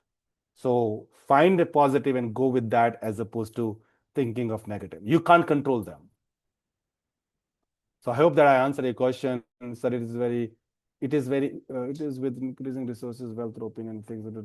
Are they proportional with each other? Is it increasing resources, wealth, well, I don't. Thank you, first of all, Weber, for the question. In my opinion, if you are going for a long-term race, this is directly proportional. You will have a lot of big companies, and you will meet them, and you will, or if not meet them, at least do the case studies, and you will find them that they are basically when they become big because of the ethical practices that they have done. So more they are contained, more resourceful, more wealthy they are basically becoming better in terms of ethical practices. So I will not say that they are directly proportionate with each other because it depends from occasion to occasion. If you are just a very startup, it might not be the case for you. You must be more focusing on revenue and profit. But if you become bigger, I think ethical conduct becomes one of the key elements for those organizations. Dr. Anjali from Guru Govind Singh College of Pharmacy. Great. Dr. Anjali, thank you. Do you have any question? Let me know.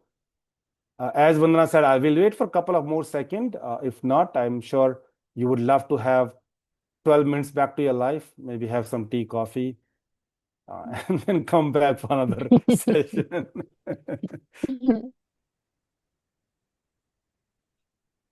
Thank you, Deepak. Oh, Well, with I that guess said, people are thank you very looking for much. that break.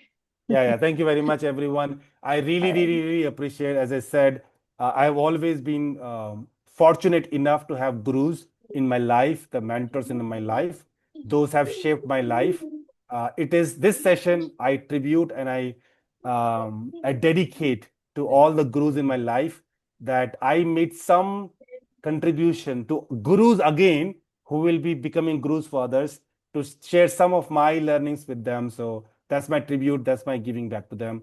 And thank you very much for listening to me. Thank you very much for your chat messages. Thank you very much for unmuting yourself. Thank you very much for sharing your heart, even if you felt that it is the right thing as for you and you wanted to share it. So thank you very much to everybody.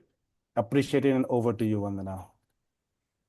Thank you. Thank you so much, Govind. I, on behalf of Maharishi Markandeshwar Institute of Management, extend our heartfelt gratitude to you for gracing us with your enlightening presence as our esteemed speaker for the day. Your profound insights into the core elements of professional ethics, integrity, accountability, fairness, transparency, how they play an important role in building value-based culture, how responsible leadership inspire teams. I truly get inspired by you whenever I hear you. So we are immensely grateful for the invaluable knowledge you have shared with us, and we look forward to applying these insights to navigate the ever-evolving landscape of this professional practice through responsible leadership. It was a true pleasure to have you here, and I don't have words to say you thank you. It was a wonderful session. It was really a wonderful session, and I can really understand it from the response that I can see in the chat, that how appreciative the people were while interacting with it. It was very simple, very clean words, but it made a great impact on everybody of us. And I hope that each one of us will try our level best to be the ethical leaders for the students whom we are really grooming, training, and let's become gurus for them. Let's not be just teachers. Let's become gurus for them. Thank you so much, Govind, for your time. Thank you so much. Thank you very much, everyone. Have a nice day. Thank you.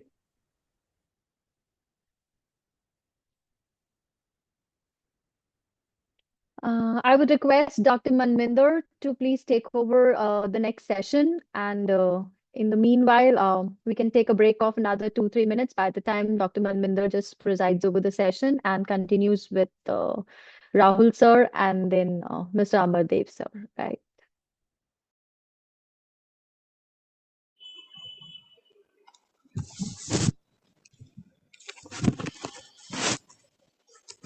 Thank you very much, Dr. Vandana, coordinator of MBA department of MMIM and co-coordinator of this ATAL AICTE Online FDP. My extreme thanks to Mr. Govind Negi, CEO and founder of Incredible Workplaces, for such an insightful and thought-provoking session on professional ethics. Your words reminded us that ethics is not just a theoretical concept, but the real strength behind sustainable leadership and organizational trust.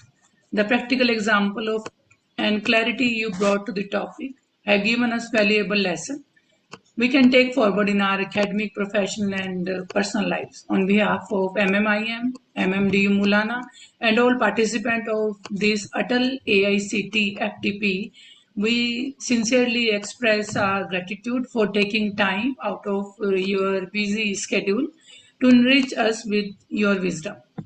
Now, I would like to extend my heartfelt thanks to Dr. Vandana for so gracefully winding up this session and ensuring that the key insights were beautifully summarized for all the participants. Your contribution in bridging the discussion and engaging with the audience has added immense value in today's program. Together, this session has been both impactful and memorable. We look forward to more such collaboration in the future also, Dr. Negi. Now, on the behalf of MMDU and MMIM, I would like to request and welcome the guest of honor, Mr. Rahul Taneja, scientist at Haryana State Council for Science, Innovation and Technology, Panchkula. Dr. Taneja has dedicated his career to advancing the frontiers of science and technology while ensuring that innovation is aligned with the need of society. His expertise, vision, and commitment to knowledge-driven growth have made him a respectable figure among researchers, academicians, and policymakers alike.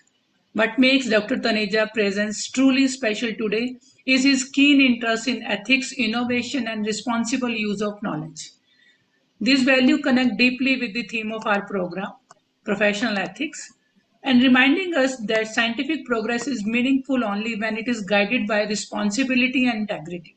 His journey exemplifies how diligence, discipline, and innovation can transform ideas into impactful realities that benefit both individuals and communities. On behalf of all the participants, I extend a warm welcome to you, sir, and we look forward to your valuable words of encouragement, guidance, and wisdom to all the ladies and gentlemen. Please join us in welcoming our guest of honor, Dr. Rahul Taneja. Sir, please. Thank you, ma'am. Thank you for the wonderful introduction. First of all, thanks for inviting me for the 6-day online AICTE ATAL faculty development programs on the topic ethics and value in professional practice towards building an ethical culture across sectors. And on the behalf of science and technology, and we have two centers in which we facilitate research scholars, doctors, scientists about the patent. Patent Information Center, in which we facilitate the doctors and the scientists and the people from the management departments and the science background how to pursue for the research. Because most of the time people doesn't know how we can start our research. They doesn't know how the basic ideas from where we can start the research. So for in that concept, IPR plays a very important role.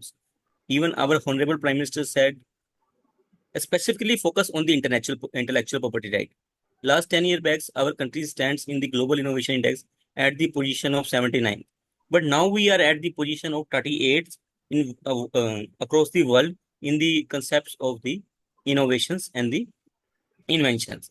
But if we are talking about the ethical values for the professional practice, copyright also plays a very important role. I have seen so many times, even I have received so many calls from the faculty members, they exactly doesn't know the difference between the copyrights and the patent.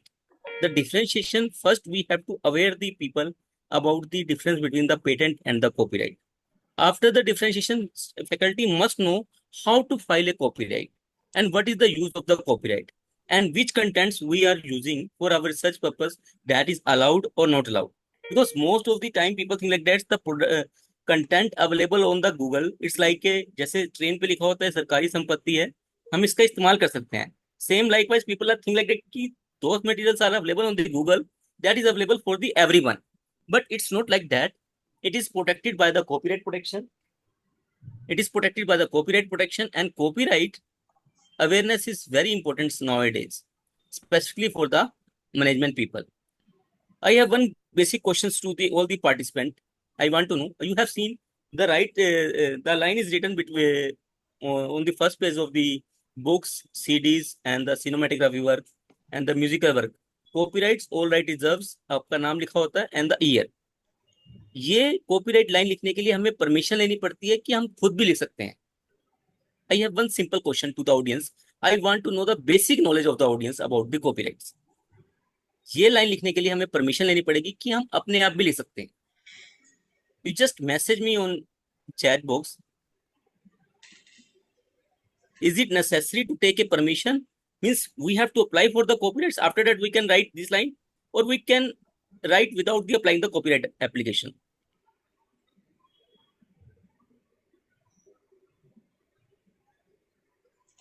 We don't have to take the permission from anyone for writing the copyright lines, because copyright is the one of the self-protected rights, which is protected the cinematography work, literary work, artistic work, dramatic work, and the musical work.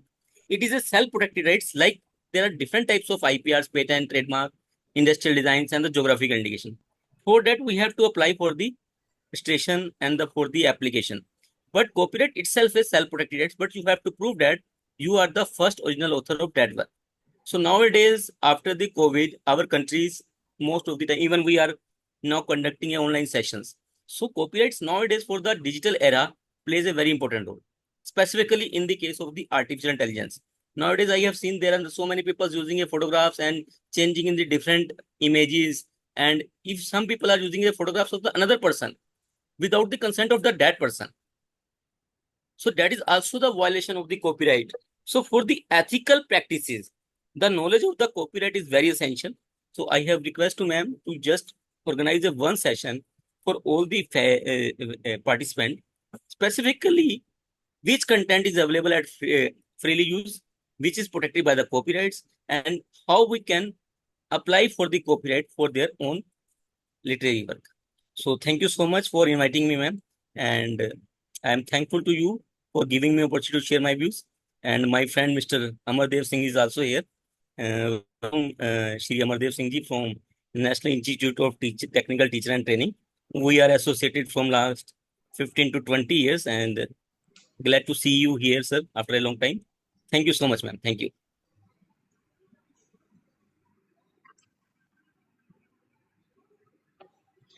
Thank you so much, Rahul sir, for your words of wisdom. And we will really amazed to have you. And the second thing, sir, I am really grateful that you were ready to join this session in a very short span of time of my information, because the moment I call you, you immediately tell me that, okay, Manvinder, I will be joining this session. And despite your busy schedule with your department and the other responsibility that you are adhering, this is the real example of professional ethics that we all are having in our lifetime. Thank you so much, sir. Thank you, ma'am. And we will really be amazed in the time to come, and that we will be joining, we will be organizing one copyright and patent filing session, so that all the participants as a whole can be benefited from your expertise. Yes, all the participants, sir, has written his email ID and phone number in the chat box. If in the time to come you are interested to collaborate with him in copyright and patent filing, you can always contact him over phone or on Gmail. You can always use this. Thank you, ma'am. Thank you so much, sir. Thank you.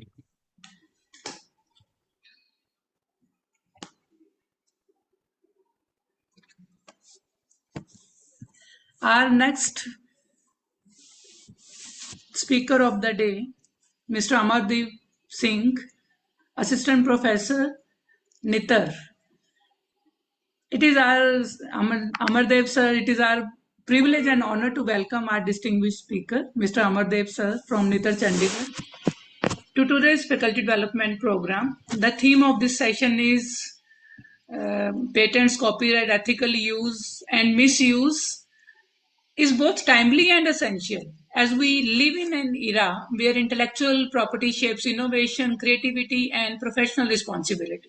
I have had the fortune of knowing Amardev sir personally from the last 5 years. In this time, I have not only seen his deep knowledge and command over the subject of professional ethics, but also his rare quality of living by the very value he teaches. His diligence, sincerity, and clarity of thought have always inspired me. Thank you so much, sir. Because in the last, I think in the past 2-3 years down the line, we conducted one IIC FDP, on the same topic, and at that time only I was really amazed by the thing that you shown to the participant, and that only forces me why not to organize such type of activity, such type of event in this Atal FDP on the patent rights and copyright, so that all the participants can be benefited from your expertise and the idea of innovation.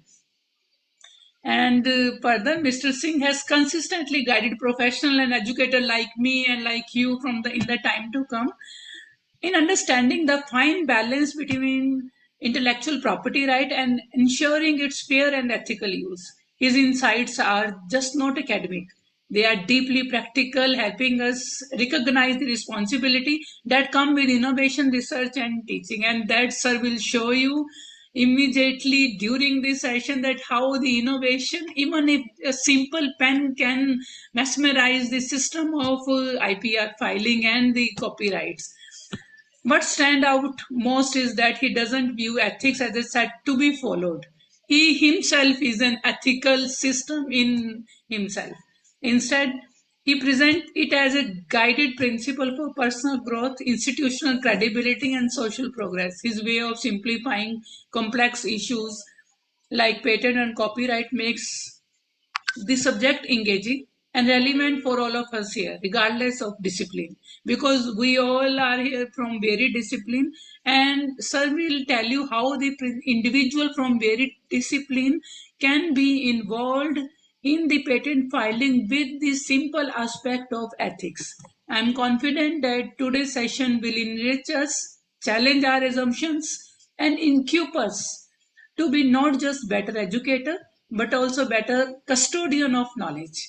So with great respect and enthusiasm, I invite Mr. Amardev Singh to take this stage and share his wisdom with us. Sir, please.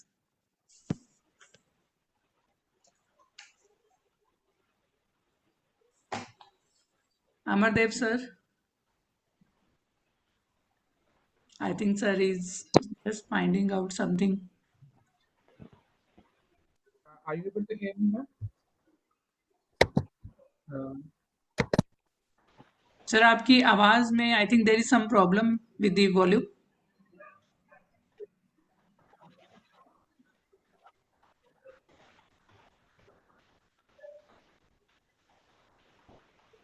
And now I think this is a great thing that two great knowledgeable individuals in the IPR and copyright are just here with us.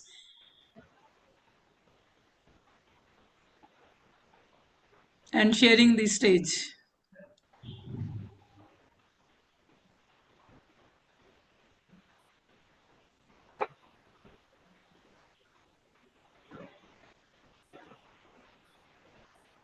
Amardev sir, I think there is some problem with the volume.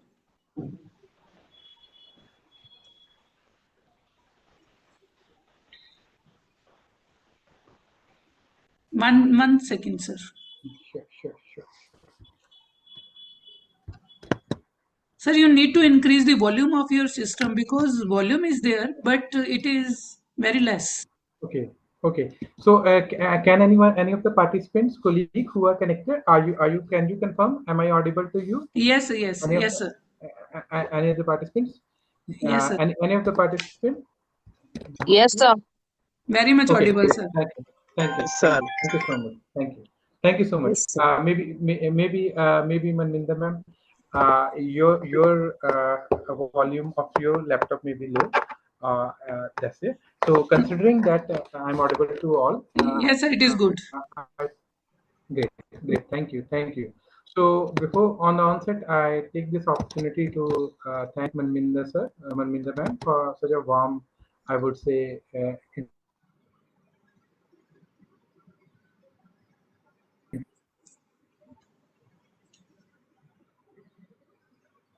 introduction and welcome. It is always to be a part of with some Guru Nanak Khalsa College Technical Institution in Yamuna, and also now from MMU side. She's always dedicated and hardworking, I would say, professional who leaves no stone unturned to bring the value to her work. That's it. Thank you so much, sir. Thank you so much. Thank you. Thank you. Okay, now before I formally start with my session, normally whenever I take this session on IPRs, it is with the help of a lot of examples. I show demo. I have a demo of the products, and then we carry out the sessions, the evening session. So maybe demo over here. It was a it was bit I would say it would have been a tough exposition, but no doubt we will build that through our so before I formally start with the session, I request all the participants to interact, to be interactive, to unmute and interact whenever feasible. But at the same time, you have to make sure that you are physically and mentally present in this session at present. No doubt it is a family time. I know you are in your homes, like I am also in my home. I also have two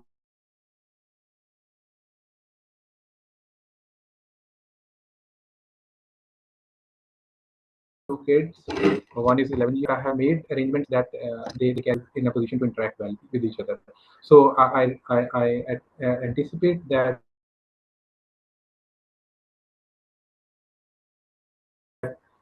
you will to make such provision so that you can, because my friend, one of my friend who has been an entrepreneur, he says he says he talks about a term called roti, return on time invested. So he says that even if you go to any religious place, and then you shall coming out, you shall ask yourself one question: did you get what you went for? Means if you are going for mental peace, did you get that peace for which you went over there? So expect that you will get your return on time invested from this session, and at the same time, I will appreciate if you will help me get my return on time invested. So my return on time invested would be if you interact, if you ask questions, if you share your opinions, so that we can bring collective learning to this classroom.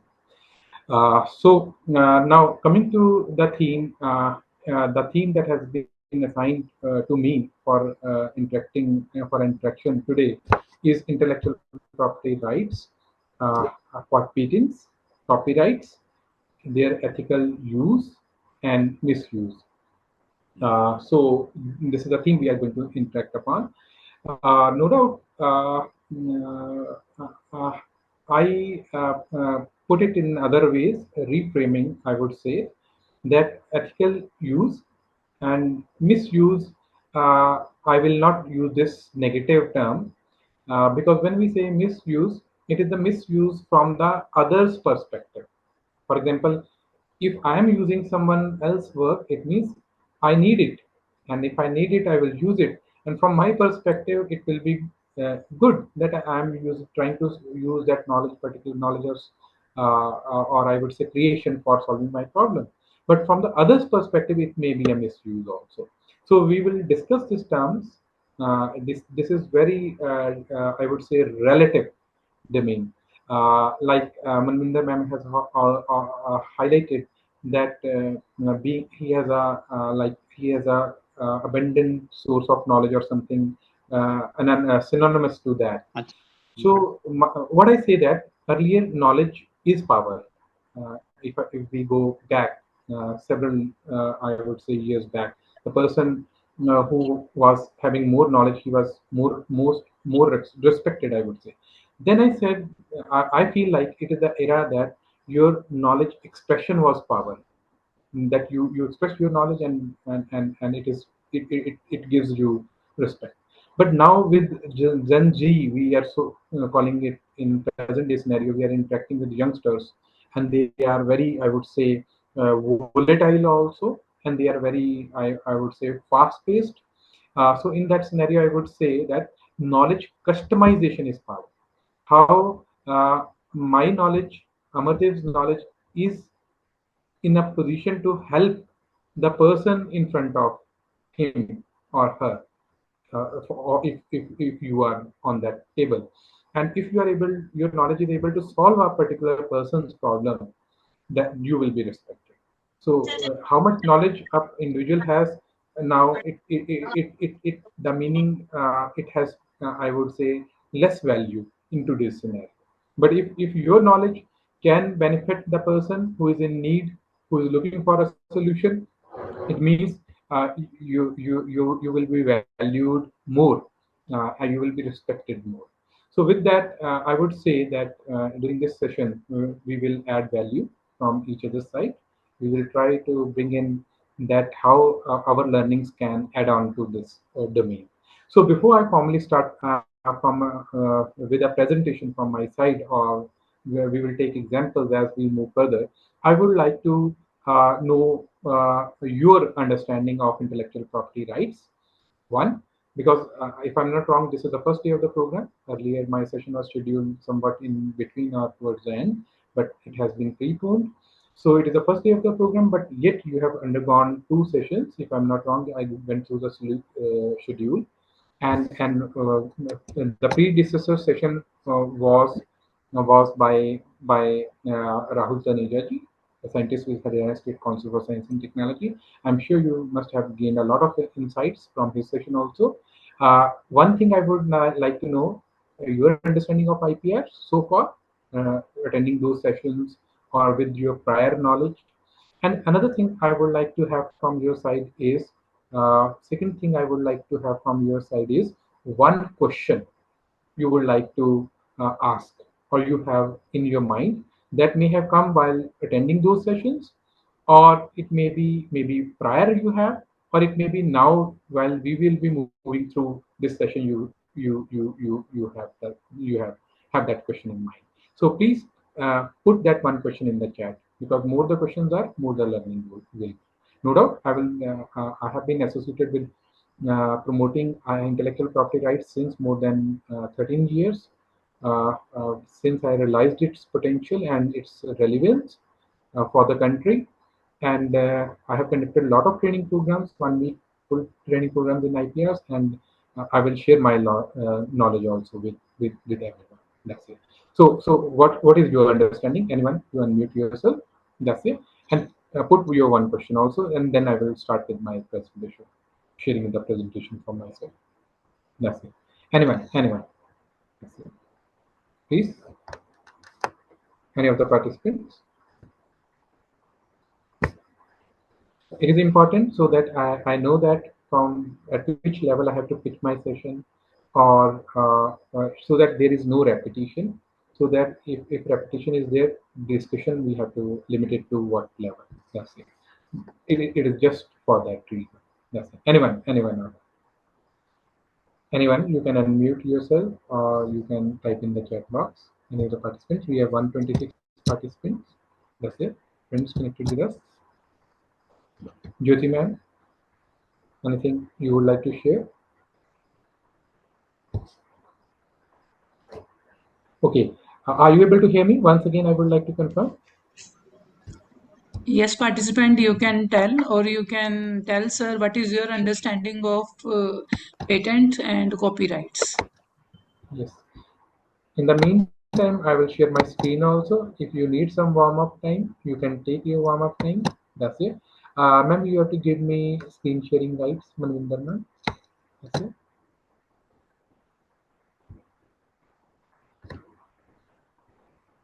Okay. Even though law is against intellectual property right, then why still does it not stop? Even though law is against IP exploitation, I would say, okay, right? Then why still does it not stop? Okay, beautiful question by Charan Pal sir from Charan Pal Singh from MMDU. So whenever we say IPRs, intellectual property rights, there are two things. One is society, one is IPR. When we say IPR, it is a combination of three words: intellect, property, and rights. Intellect, when we refer to the word intellect, it means creation of the mind, your idea. When we refer to the word property, it means that is something that can be traded, that can be bought or sold. When we combine these two terms, it is referred to as intellectual property, means ideas having commercial application and value, having potential to be commercialized, to be traded. That's it. Then comes the third word towards it, that is rights. Rights means we have fundamental rights: right to equality, right to education, right to freedom of expression. In the same way, we have rights in context of intellectual property also. But एक और भी चीज है इसके साथ हमें समझनी है.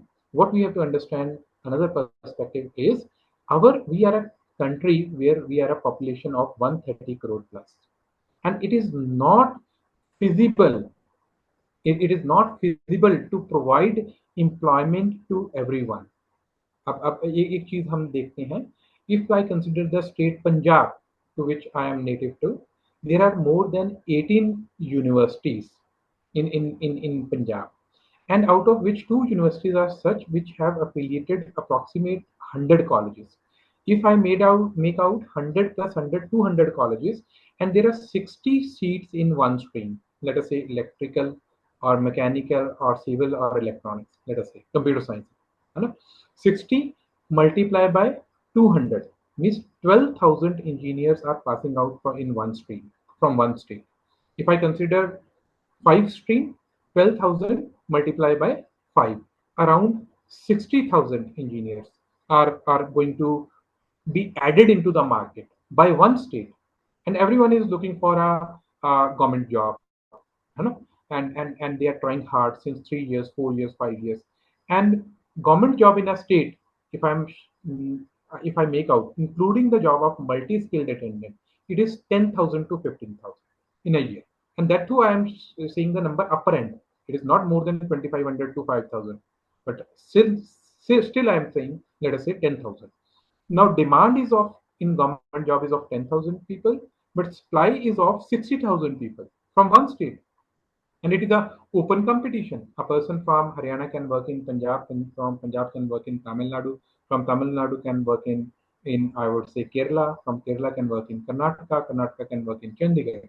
So what I wish to say, pitch before you, it is very tough for to provide meaningful employment to all. And so we have to have, everyone is working in private sector also.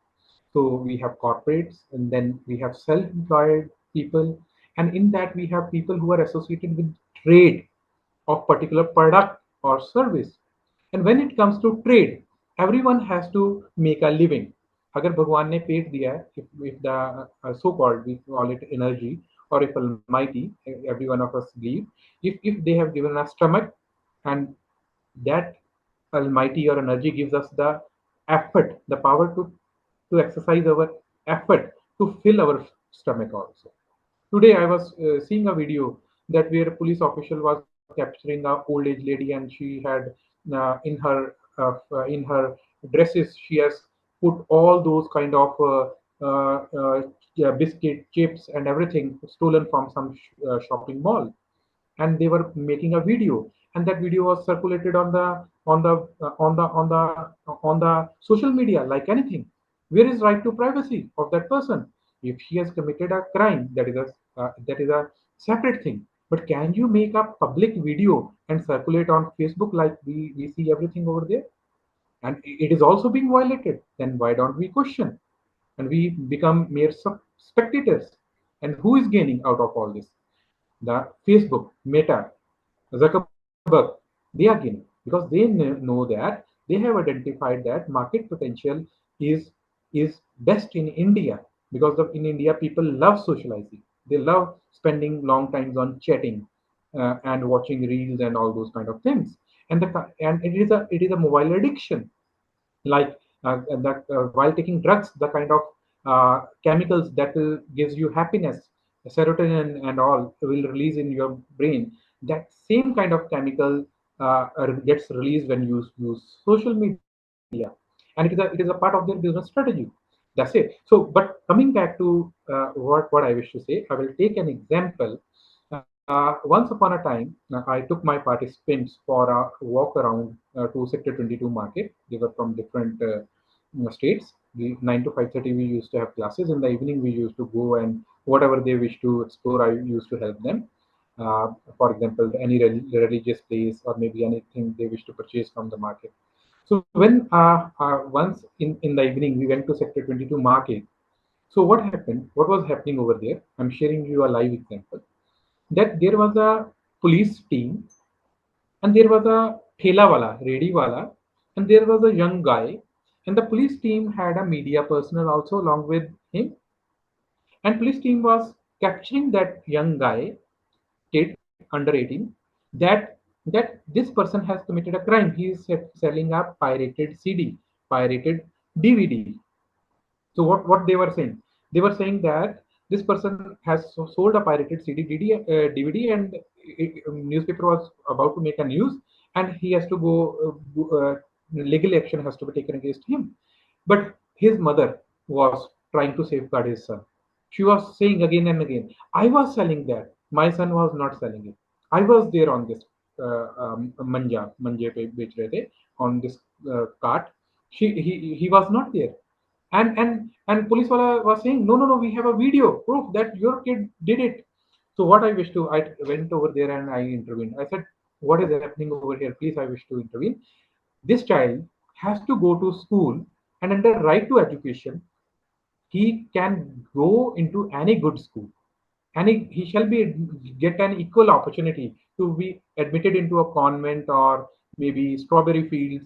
But did media people, I asked him a question, did you went and took this child to get admitted into that school, or did the police wala, if you put him in jail, if he goes into jail maybe 24 hours, means you have opened his confidence that he can go to jail and he will come out. Next day he will commit some more intense crime, some more intense crime, more intense crime. So we are not trying to hit the core cause of it. So the question that our friend has put forth is why it is not stopping? Because it is a matter of the stomach. It is a matter of the पेट सबने पालना है ना. But यहाँ पे question को मैं reframe करता हूँ कि कुछ जगहों पे तो कोर्ट केसेस होते हैं और कुछ जगहों पे नहीं होते. तो ऐसा क्यों होता है? तो ये कंपनी की बिजनेस स्ट्रेटजीज का पार्ट होता है. लाइक फॉर एग्जांपल, अगर आप सब कंप्यूटर साइंस डिग्रीज को डील किया हो और आपने देखा हो अपने कजन्स को, अपने स्टूडेंट्स को, जब एक कंप्यूटर साइंस की डिग्री एक कॉलेज में ऑफर होती है, when it gets offered, can you offer, अगर हम 10 साल 20 साल पहले जाएं, can you offer any degree without having a license of Windows? But ऐसा हुआ माइक्रोसॉफ्ट ने कभी आपको छापा मारा? क्या उसको पता नहीं होगा कि आपके वहां पे पायरेटेड विंडोज चल रही हैं? तो उन्होंने कॉमन पब्लिक को अलाउ किया कि हाँ ठीक है, आप पायरेटेड विंडोज चला रहे हैं, ठीक है, ईज ऑफ यूज बने. हम एक टेक्नोलॉजी अडॉप्शन की बात करते हैं कि लोग इसके को अकस्टम हो, आदि हो यूज करने की. वंस इट इज डन, जब उनको पता लगेगा कि एक यूनिवर्सिटी है, वहां पे बीटेक कंप्यूटर साइंस ऑफर हो रही है, वहां पे 120 सीट्स हैं, 200 सीट्स हैं, 1000 सीट्स हैं, वो एक आपको नोटिस भेजेंगे कि हमें पता लगा है कि आपके वहां पे हमारे लाइसेंसेस अनऑथराइज्ड यूज हो रहे हैं. तो आपको मौका दिया जाता है, इधर यू मेक इट लीगल कि आप परचेज करें, या हम अपना नेक्स्ट स्टेप लेंगे. फिर क्या होता है, वो कॉलेजेस फटाफट लाइसेंसेस को परचेज करते थे. Even now it happens these days, है ना. So what is it is a part of business strategy. So the big players, they allow their products and services to be sometimes to be copied, and then when they say it is the right time, right moment, then they come out with legal intervention. That's it, and then they try to capture the money out of the market. That's it. I hope I answered to some extent. So I will share my screen. Manminda ma'am, if you are there, you have to give me the rights to share the screen. Yes, sir. You are now co-host. Great. You can now Great. share the screen. Thank you, ma'am. Thank you so much.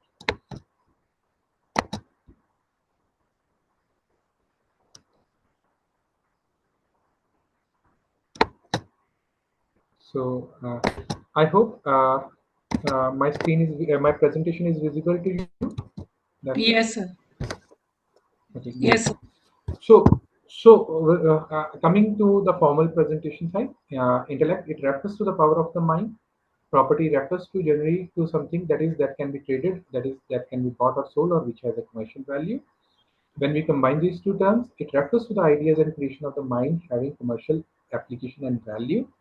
And when we add the third word to it, that is rights, it refers to the legal rights associated with intellectual property. That's it. So जैसे हमारे right to equality है, right to freedom of expression है, right to information है, ऐसे ही IPRs हैं. और उसके बाद जरूरत क्यों पड़ी? अब क्वेश्चन ये आना चाहिए हमारा कि why do we need IP and IPRs?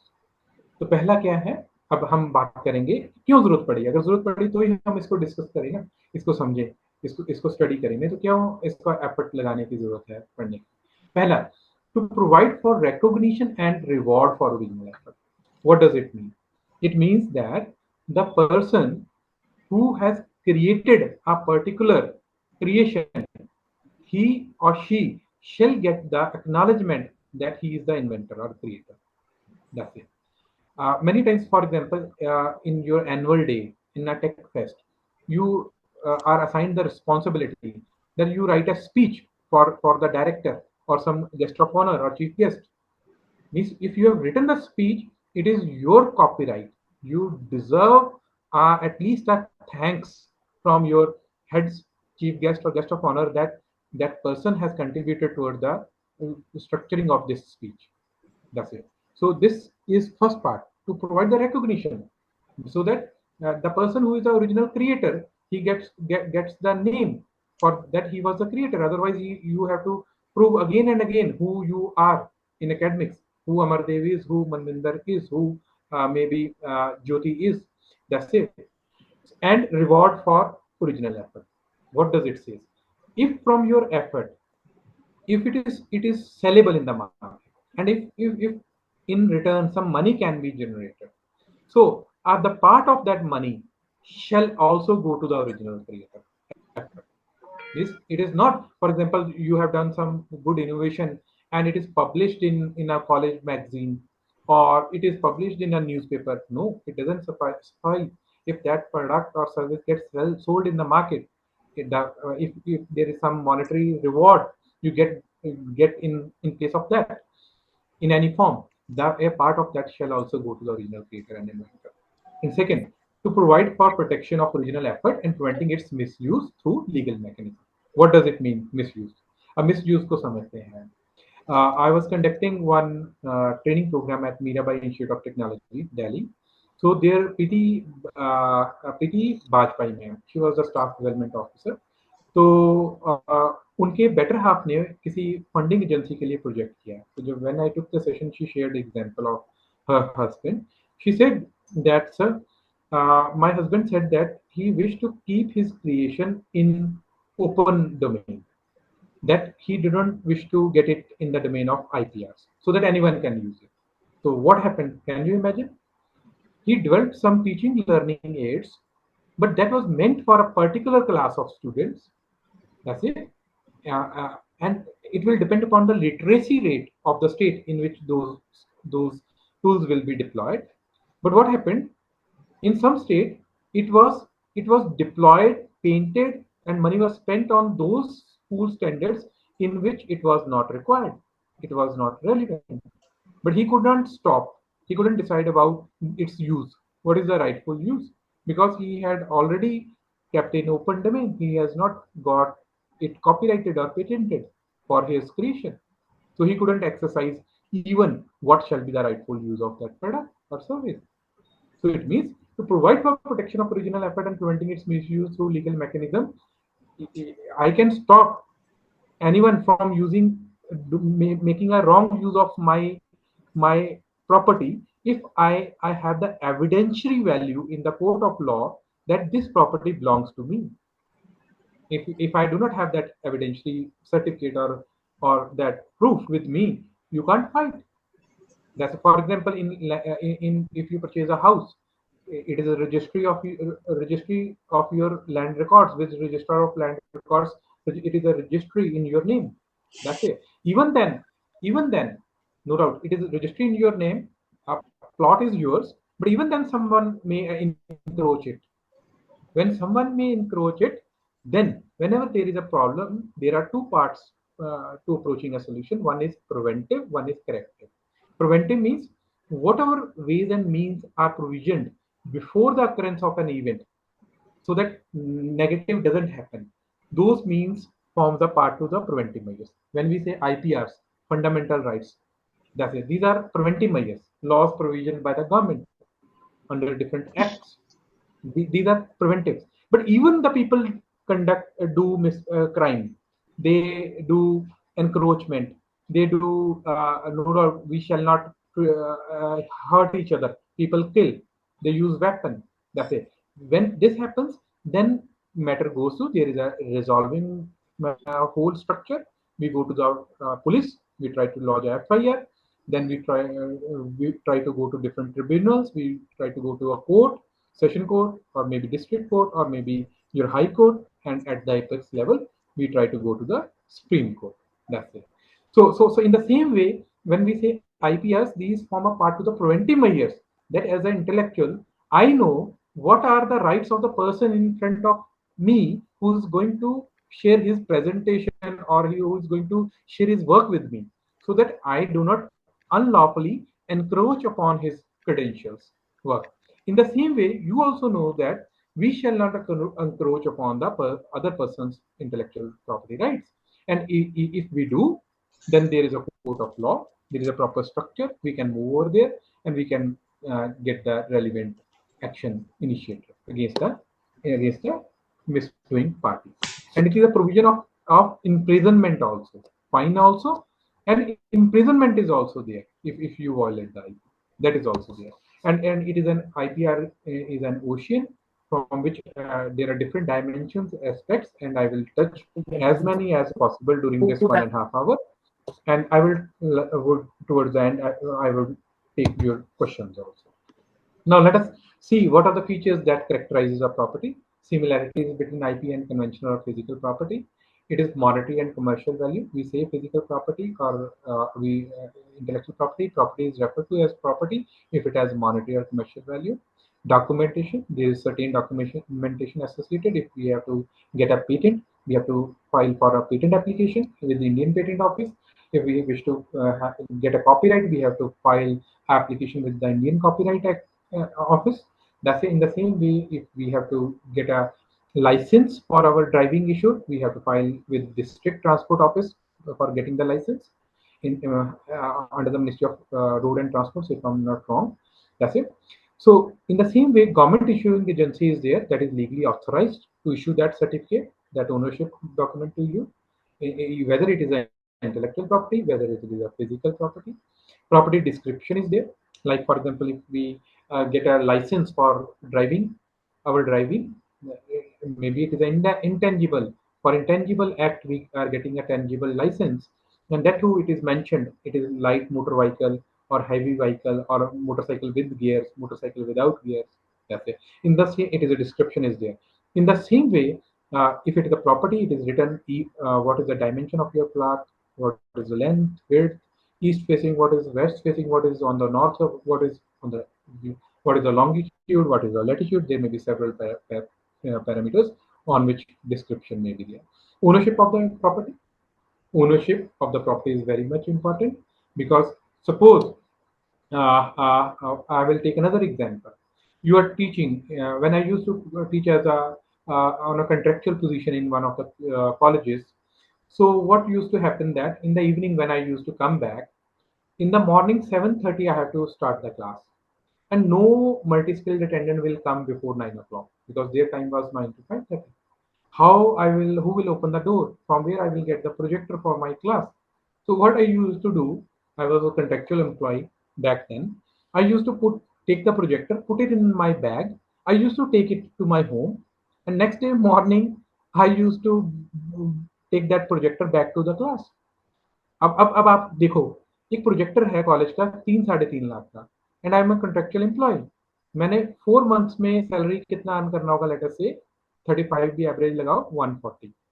तो मेरे मन में अगर लालच आ गया कि क्यों ना इस प्रोजेक्टर को सेल कर दिया जाए मार्केट में, ये तो 2-2.5 लाख एक बार में मिल जाएगा, एक साल काम करने की क्या जरूरत है. That's it. So, but if you go to the market, मेरा आपका मन फिसला, आप मार्केट में बेचने जाएंगे, अगर अगले पर्सन ने वैसे ही ले लिया तो वो अलग बात है, बट वो बंदा आपसे ओनरशिप डॉक्यूमेंट पूछेगा. अगर वो नहीं पूछेगा, since that projector is the property of an institution, that institution can lodge a FIR based on that description of that product, specification of that product, giving the evidence of that ownership of that product.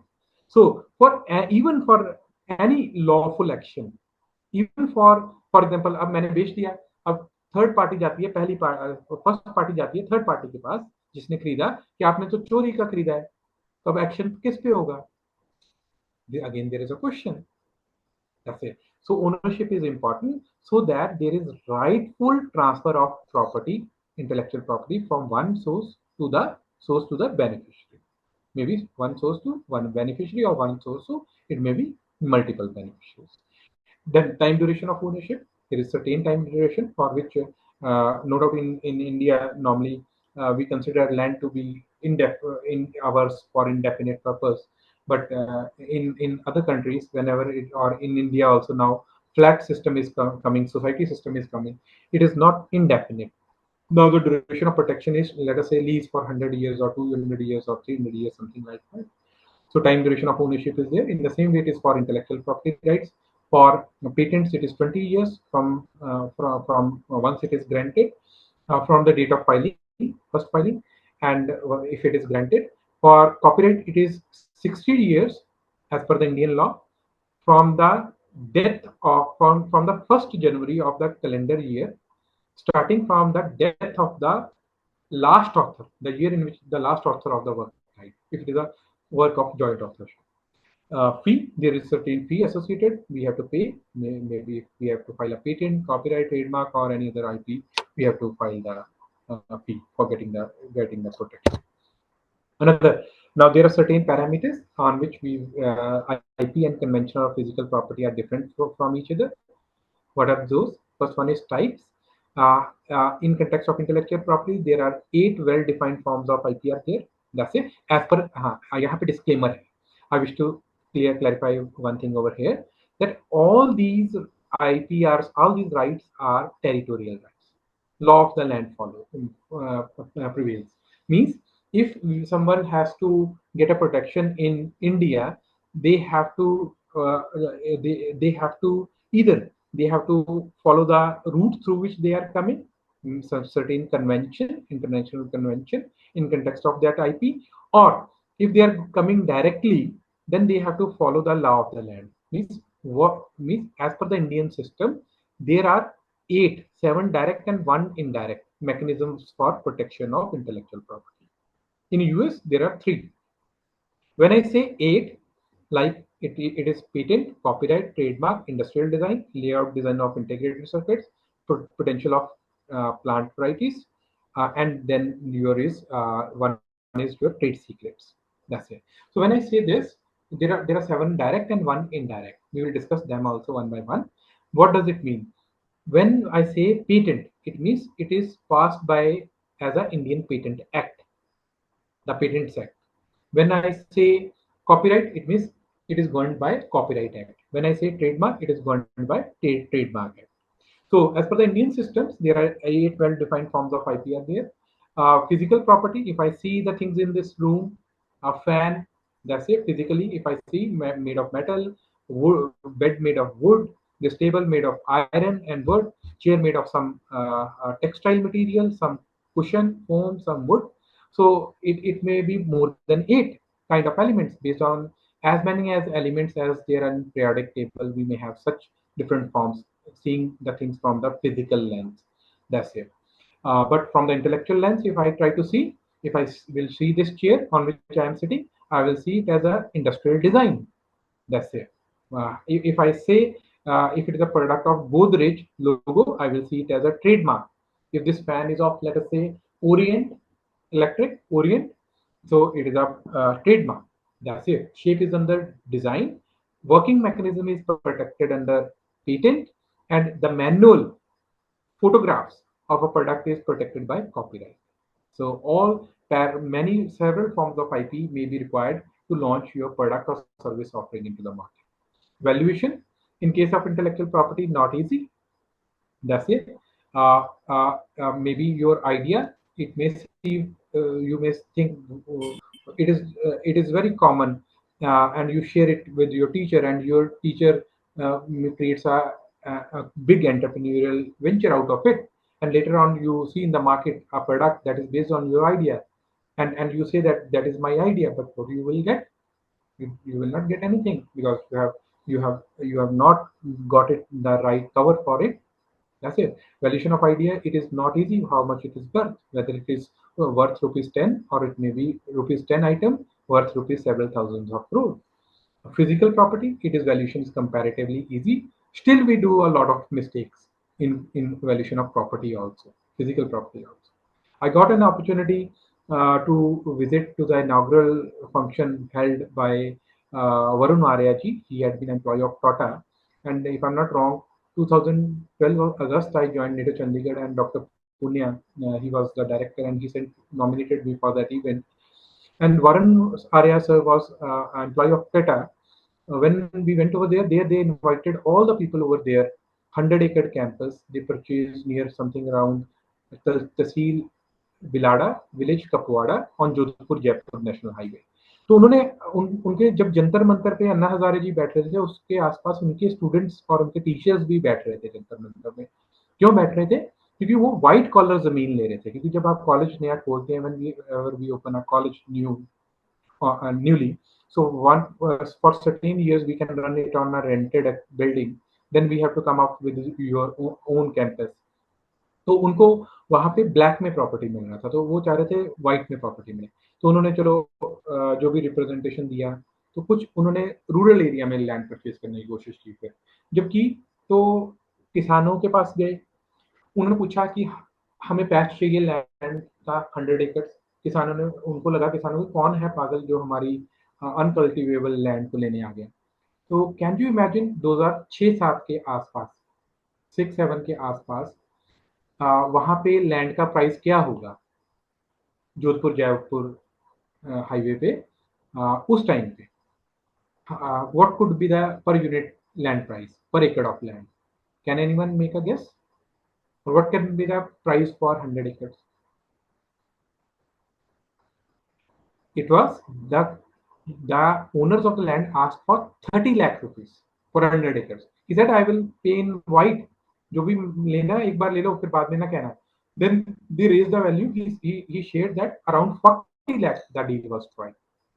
But वहाँ 40 lakh, और इधर पंजाब में एक private university थी, उसके आसपास, उस university जब खुल रही थी, आसपास पर एकड़ ऑफ लैंड जो था वो 80 to 85 लाख था उसी टाइम जोन में. कहा एक स्टेट, नेबरिंग स्टेट में 1 एकड़ ऑफ लैंड 80-85 लाख का, या 60-65 लाख का, और एक जगह पे 40 लाख में 100 एकड़ of land. It means valuation, though we say comparatively it is easy, it is associated with, based on the demography of the people, based on the occupation of the people associated with land, we can make out, but still we do mistakes. That we are not able to see what is coming up in next 20 years, 30 years, the normal common people. Theft, intellectual property, not at all difficult. It is easy, it can be easily stolen. Physical property, it is not easy. That's it. Even if your product gets stolen, there are chances that it may be recovered and you will get the possession back. The effect of time on value, in case of physical property, it usually decreases, and in many cases ends with time. In case of physical property, it increases or decreases according to the type of the property. So simple supply demand concept में लगाता हूँ. जिन जिन resources पे population के कारण dependency बढ़ेगा, उन resources का जो वैल्यू है बढ़ेगा विद टाइम. और जिन रिसोर्सेज में सप्लाई ज्यादा है, डिमांड कम होती जाएगी. जहाँ sources of there are different players in the market offering the same kind of product line, उनका वैल्यू डाउन जाता जाएगा. जैसे आप देखेंगे automobile sector, so many brands are coming up at a very nominal price. You will get very good cars in coming 4 to 5 years. That's it. But पीने का पानी हम कहते हैं कि थर्ड वर्ल्ड वॉर होगा तो पानी पे होगा. मैं नहीं मानता. कैसे हो सकता है? 60 to 70% on earth is water, and if we can transfer the diesel, petrol in tankers, in trains from one source to another. हम उसको किल नहीं कर रहे क्योंकि उस पर बहुत सा हमारा रेवेन्यू डिपेंडेंट है कंट्री का. तो पानी भी ट्रांसफर किया जा सकता है जब जरूरत पड़ेगी. हाँ, it can be on potable water that can be fit for consumption of human population. उस पे हो सकता है, but not on water, है ना? जैसे बट पानी भी बिक रहा है, बिस्लेरी और अदर प्रोडक्ट्स धड़ाधड़ बिकते हैं, है ना? तो उस पर हम मैनेजमेंट और फ्रेमवर्क्स लगते हैं। अगर आपके कोई क्वेश्चन होंगे हम उसको डिस्कस करेंगे। अदरवाइज मैं आपको यहाँ पे यही पिच करना चाह रहा हूँ, जैसे ड्रिंकिंग वाटर हो गया, आपका हाउसिंग, पॉपुलेशन बढ़ रही है, हाउसिंग फॉर ऑल चाहिए, ठीक है? तो जब हाउसिंग चाहिए, लैंड आपका एक्सपेंड नहीं हो सकता, कंट्री का जियोग्राफिक जो वो स्प्रेड है वो तो वही रहेगा जो एज पर इंटरनेशनल ट्रीटीज है। तो आपको हाउसिंग प्लॉट जमीन का फ्लैट्स का इसका रेट बढ़ेगा ही बढ़ेगा। जैसे mechanisms for protection of IP, जो हमने बात की 7+1, 7 direct and 1 indirect mechanism. So these are like patents, copyrights, trademarks, industrial designs, layout designs for integrated circuits, geographical indications, protection of new plant varieties, and trade secrets. That's it. Now, coming to each one by one, when we say patent, a patent is an exclusive right granted by the government to the original inventor, developer, researcher of an invention which prohibits others from making, using, or selling that invention. तो जब हम patent की बात करते हैं तो patent के लिए हमें 3 क्राइटेरिया सेटिस्फाई होना जरूरी है कोई भी एक क्रिएशन को, कि वो पेटेंट ग्रांट होने के लिए फाइल हो सके किसी भी अथॉरिटी के साथ, चाहे वो इंडिया में है चाहे यूएस में है। तो पहला क्राइटेरिया क्या है? It must be novel, and novel means it shall be new, and that newness is not for in India. It is not territorial, though these rights are territorial. Territorial means if I have to get the protection for my product in US, I have to file in US the patent for my product creation. If in Japan, I have to file in Japan. If in India, I have to file in India.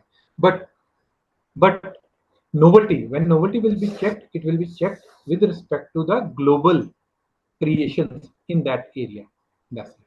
So it has to be novel, new to the world. It has to be second. It shall have a inventive step.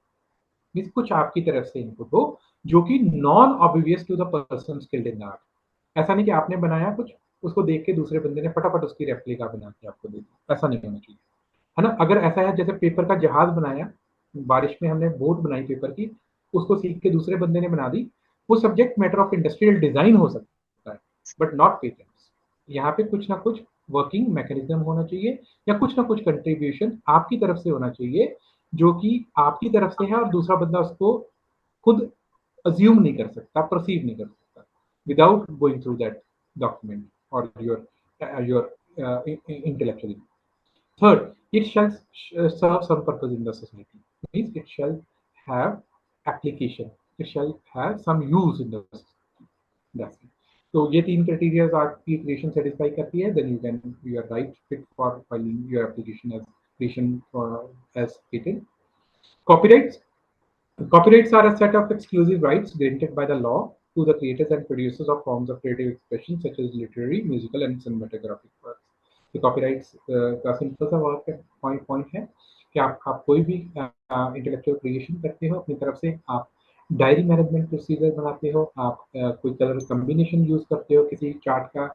LinkedIn पे बहुत से लोग आजकल बहुत अच्छी अच्छी knowledge को share कर रहे हैं पोस्टर्स की फॉर्म में। तो these are the subject matter of your copyrights. That's it. Trademark. When we refer to trademark, a trademark is a word or a symbol adopted and used by a manufacturer or a merchant to identify his goods and distinguish them from those manufactured and sold by others. तो एक product मैं आपको अपने सामने दिखाता हूँ, जैसे मैं ये हेडफोन यूज कर रहा हूँ, तो इसके ऊपर लिखा है वी कूल। वी कूल के ऊपर आर लिखा हुआ है, तो आर क्या है? This is the registered trademark. How? We call, combination of word and combination of a symbol also, and it has been filed also. I have a guitar in my room. It is written something like Loras. That's it. So it is a that is a R within a circle they have put. That is their protection. So I have one hard disk attached over here. It is a Seagate if I'm not wrong. ये Seagate का मार्का है, जैसे ये hard disk का है, ठीक। जैसे मैं आपको अभी दिखाता हूँ, अगर ये डिस्कनेक्ट ना हो, है ना, तो इस सॉरी, तो इसका लोगो में आपको अल्टरनेटली ये इस पे भी होगा, इसके ब्रोशर पे। तो इसका छोटा सा ये ब्रोशर है वर्किंग, है ना, डूज एंड डू नॉट्स। इसके ऊपर ये एक वेव्स की फॉर्म में है। तो ये सी गेट हार्ड डिस्क का है ना, ऐसे ही आपका ओरिएंट का है ना, ऐसे ही आपका समर कूल कोई हेलोजन लैंप है उसका है, ऐसे ही आपका एलजी का है और मैकडोनल्ड्स का है, आई मीन लव इट है ना, travel with circle with in star with in a circle Mercedes Benz का है with a punch line travel with the star. Industrial designs, it refers to a specific shape, configuration, surface, pattern or color or combination thereof which produces an aesthetic impression of the article. तो जो article का aesthetic impression बनाता है उसका design जो है physical shape and उसका colour combination वो industrial design.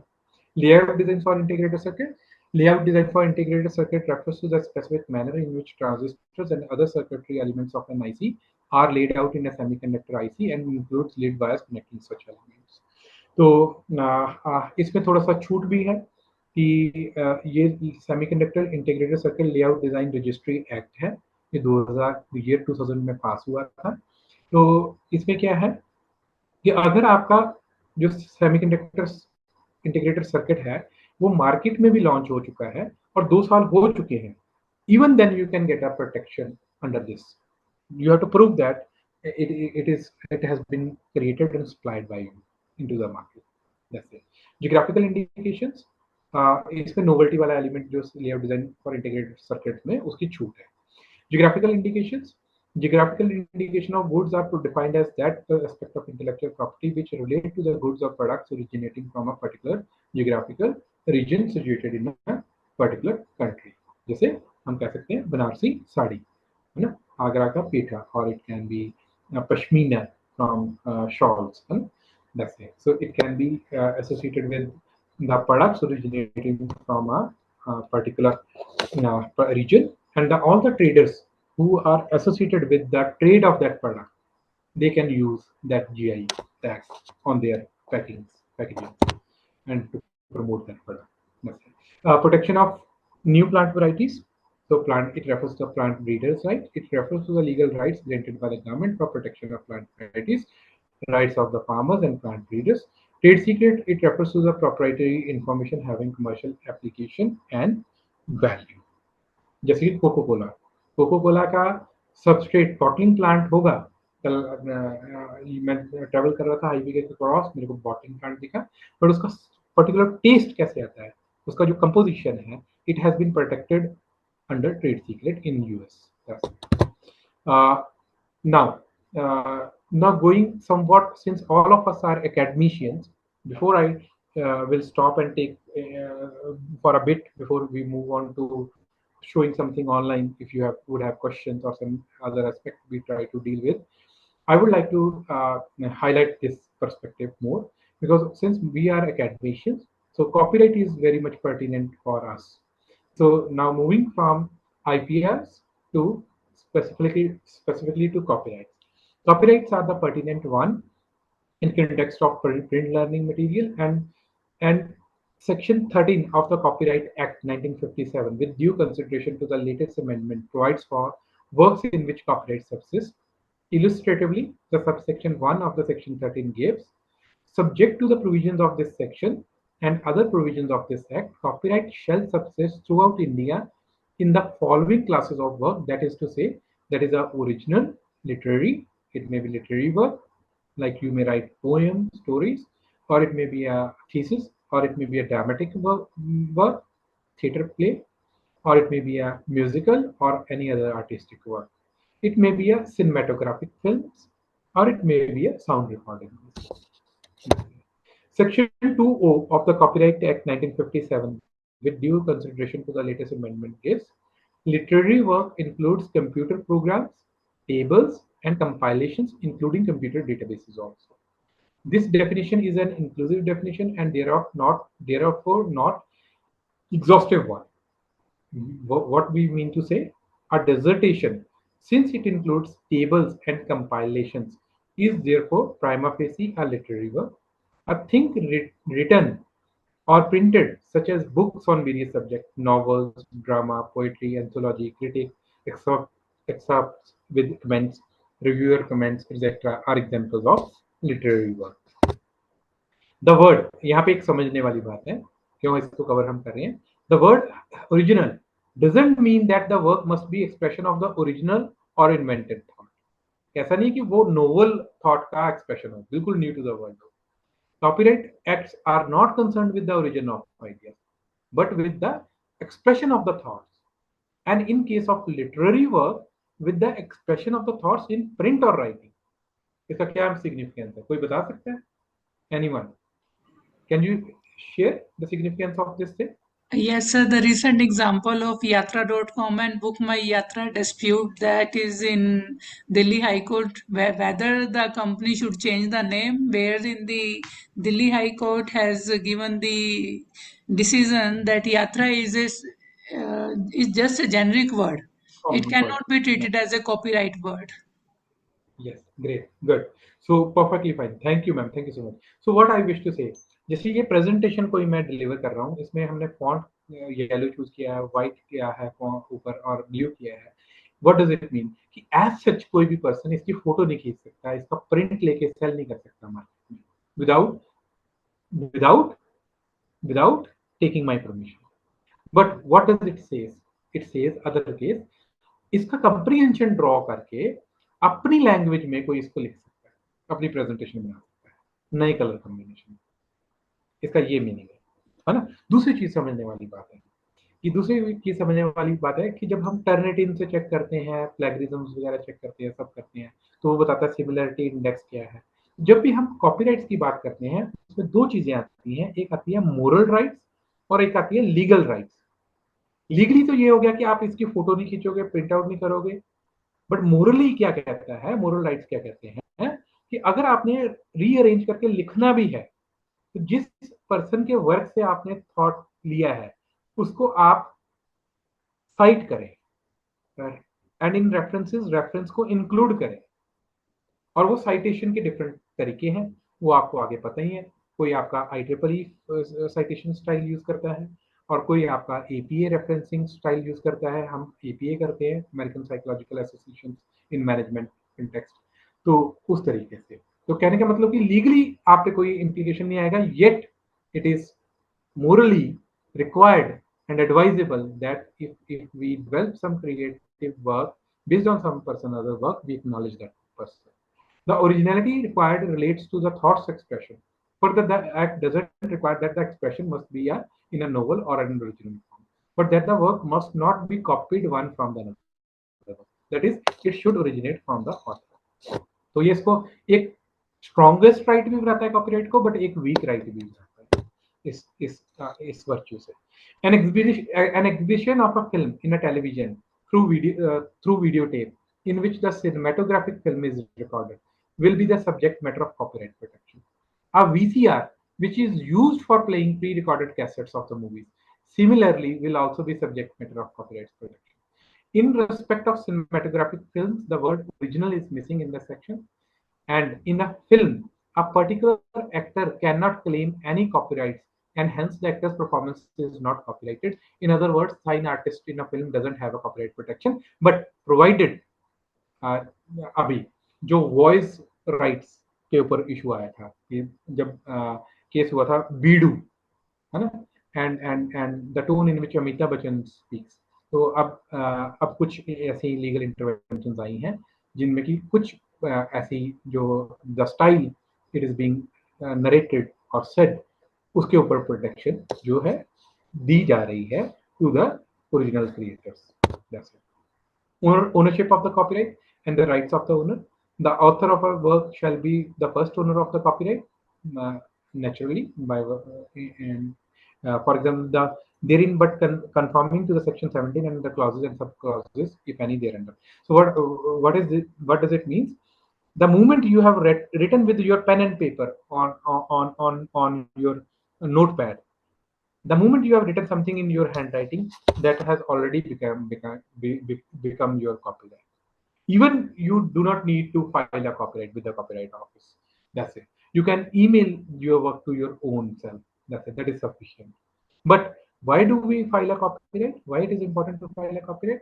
It is important to file a copyright so that later on, if some infringement is there and you wish to move to the court of law, that is, some person is earning a lot of money out of your work, then you have to if you have a copyright certificate with you that this is your copyright, the evidentiary value of your I would say case is more on your side.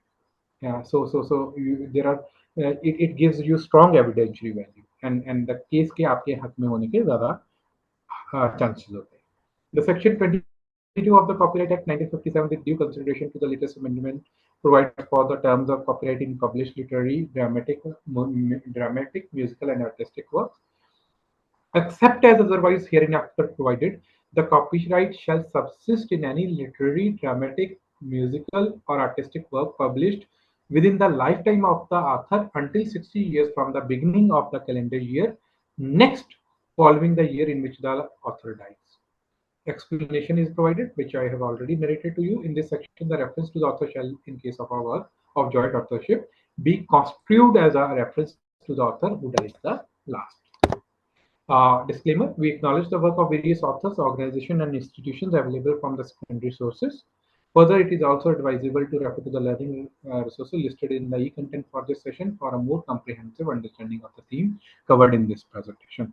So there are different kinds of, I would say, reference material I have created in context of this. So this was the presentation part.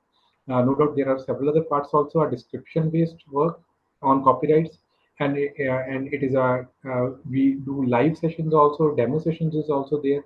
But before I move further, क्योंकि मैं यहाँ पे back course के products innovative दिखाना मेरे को लग रहा था time is very short, I need 3 hours to do that, but मेरे पास वीडियो रिकॉर्ड्स हैं इस हार्ड डिस्क में, बट वो depending upon your interest, depending upon your questions, अगर if you feel like you would like to go through, मैं कुछ videos आपके साथ प्ले करूंगा, अदरवाइज हम आपके क्वेश्चंस के साथ इस सेशन को यहाँ पे आज के लिए क्लोज करेंगे, और मैं अपना नंबर और ईमेल आईडी शेयर करूंगा. आपको कोई भी किसी भी तरीके की डिस्कशन करनी होगी, you are most welcome to discuss और share your aspects with me and solve any issues that may be. So for the time being, I stop here and I open the house for discussion. That's it. Any questions, if you have any questions, any of the participants? Dear participant, you can ask your doubts on IPR, copyrights, and patent to sir, because he is having a rich experience of almost 18 years as of now in this field. You can take the advantage of his expertise, because as academician we always find it difficult to go or to dive into the knowledge of patents and copyrights. How to file it is filing, it's one thing, but how to make a change in the society with your idea of knowledge or your idea of innovation is quite different, and sir is here to clarify all our doubts. Yes, Dr. Ravi Pratap, sir. Ravi sir, anything you would like to ask?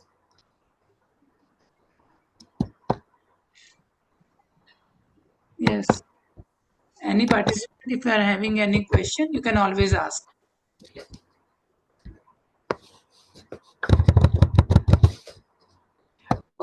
Because okay, in the meantime, I will share what was my motivation to have this IPR as one of the theme with me.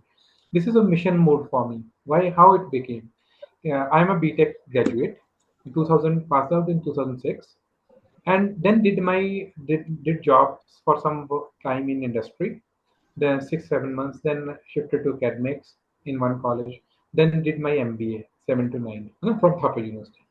And towards my final year of MBA, if I recall correctly, or maybe when I started my PhD in 2010, earlier, that I have to surrender. Now, second time I have studied my PhD.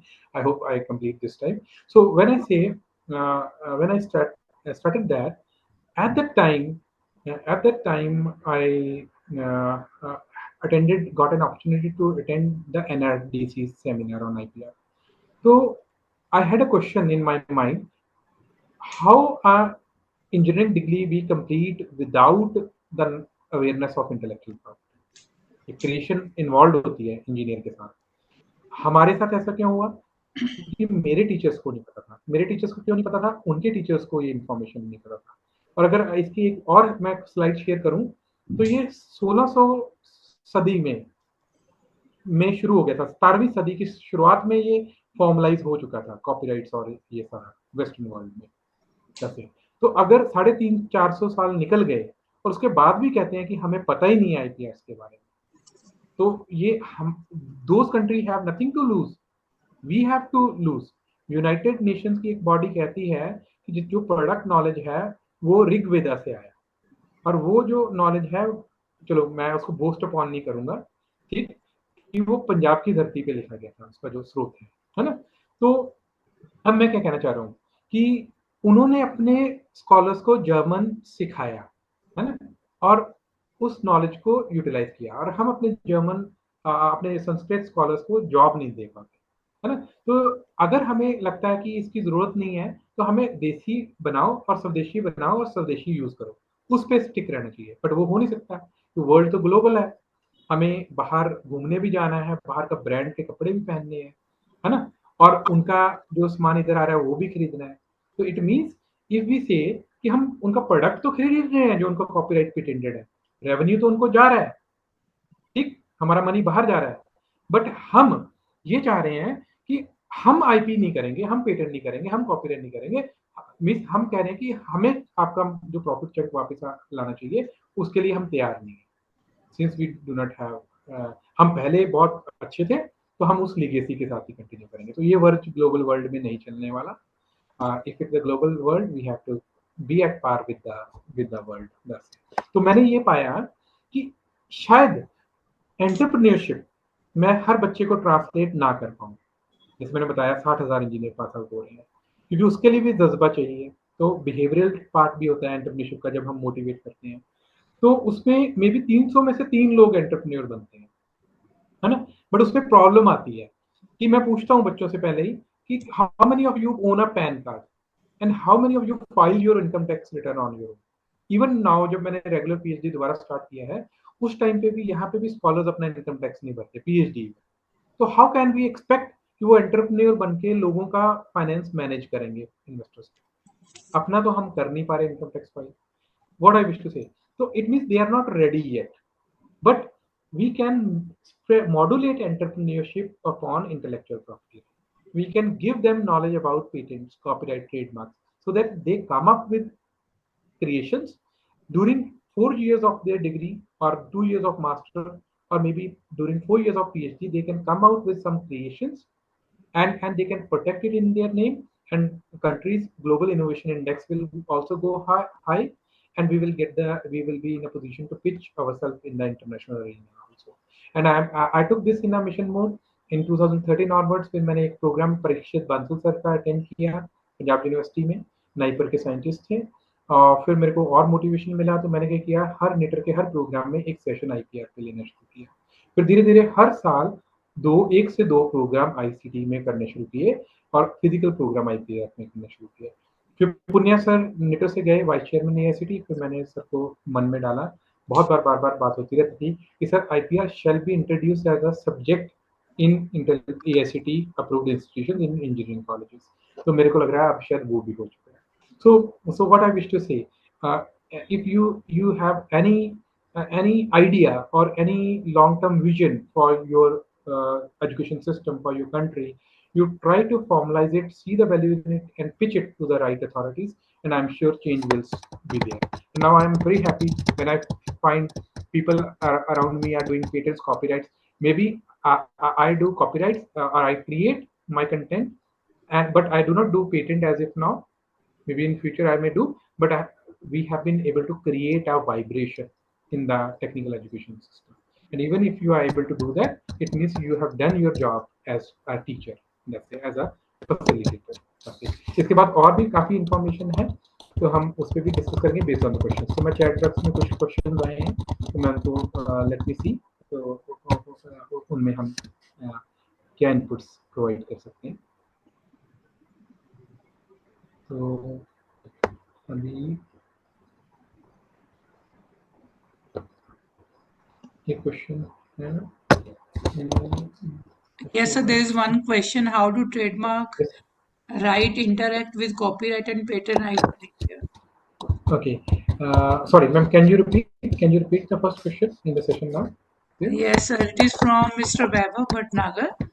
How do Okay. trademark rights interact with copyrights and patent rights in India? Okay, great. So when we say हमें ये समझना है कि जो patent और trademark rights हैं ये department for promotion of industry and internal trade के अंदर है। ये इंडस्ट्रियल कमर्शियल राइट्स माना जाता है। जो कॉपीराइट है ये हम मिनिस्ट्री ऑफ एजुकेशन के अंदर है कॉपीराइट्स। तो जब हम ट्रेडमार्क की बात करते हैं आप तीनों को हम एक एग्जांपल से समझ लेते हैं। लेट अस से let me take a typical example. Let us go difference between a discovery, invention and innovation. तो एक एग्जांपल मैं लेता हूँ डिस्कवरी। What is discovery? अब डिस्कवरी क्या है कि एक पर्टिकुलर टाइप ऑफ ट्री दिन में कार्बन डाइऑक्साइड को इनहेल करता है लेट अस से एंड ऑक्सीजन को रिलीज करता है। So someone conducted some experiment, lab experiment, found this, published in a paper, it came to the public knowledge. It was already existing in nature since ages.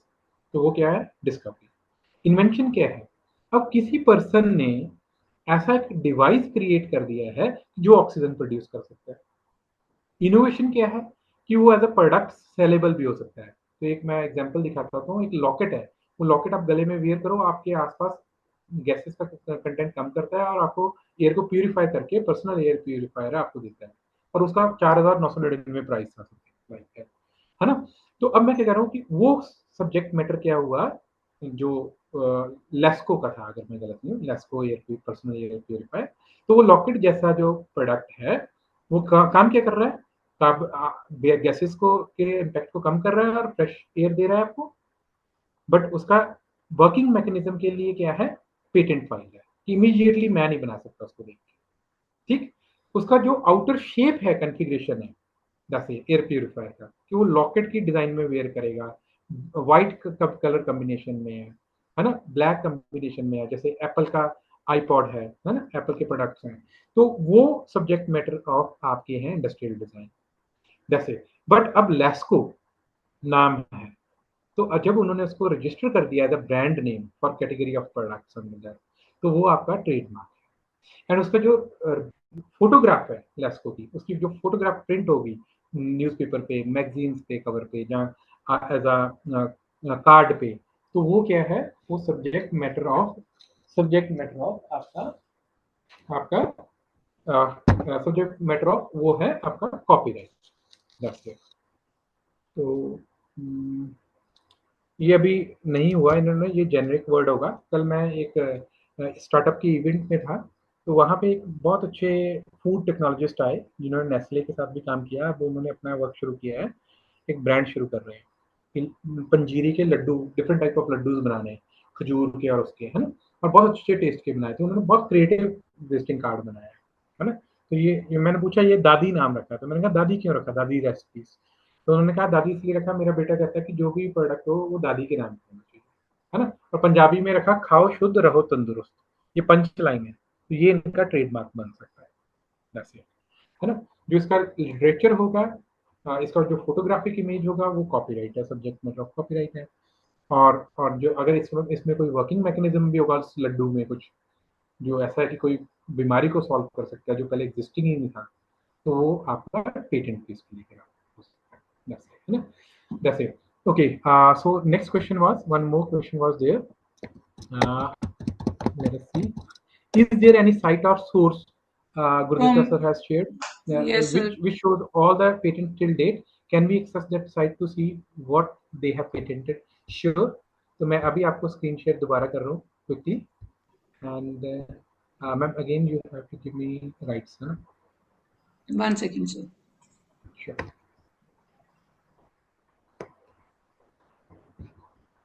तो जब हम बात करते हैं पेटेंट, तो नोवेल्टी कैसे चेक होगी? नोवेल्टी है रजिस्टर में, जैसे आपका गैजेट पब्लिश होता है, हमारा रिजल्ट आता है, गैजेट पब्लिश होता है, 10th का रिजल्ट, 12th का रिजल्ट, है ना। ऐसे ही पेटेंट्स का गैजेट पब्लिकेशन होता है। यूएस पेटेंट ऑफिस का भी रिकॉर्ड ऑनलाइन पड़ा है, यूएसपीटीओ में, जर्मनी का भी पड़ा है, यूरोपियन डेटाबेस भी पड़ा है, जापानीज भी पड़ा है, आप किसी को भी सर्च कर सकते हैं। तो अभी मैं आपको एक इंडियन पेटेंट ऑफिस के डेटाबेस पे लेके जाऊंगा जिसका नाम है इनपास। तो अभी मैं अपनी स्क्रीन शेयर करते हुए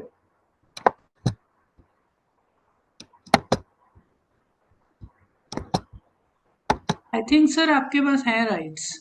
है मोर में से I hope my screen is visible back. Yes sir. Okay,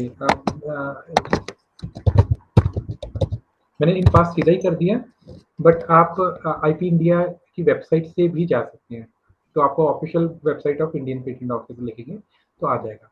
मैं अभी सीधा आईपीआर सर्च पे गया, तो ये इन पास है, Indian patent advance search system.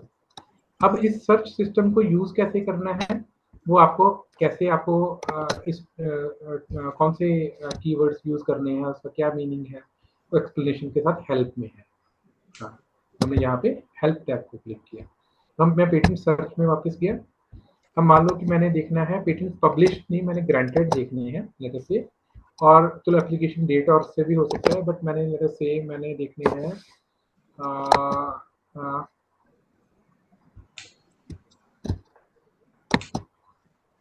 Letter से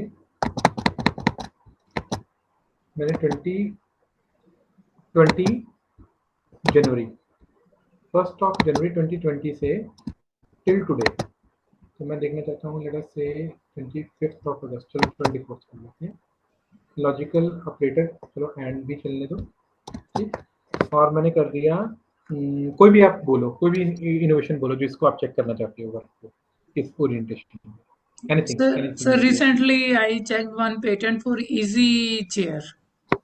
ओके, चलो लेटर से हमने इजी चेयर कहा, तो हम ऐसे कर लेते हैं ऑटो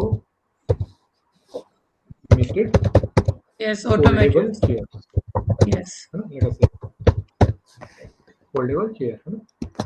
तो मैं करता हूँ JVF1J, हम करते हैं सर्च। तो हमारे पास कितना रिजल्ट आ गए, 68,763। अब इसमें हमने और फील्ड्स यूज नहीं किए, तो बहुत से नॉन रेलिवेंट डेटा भी आया, है ना।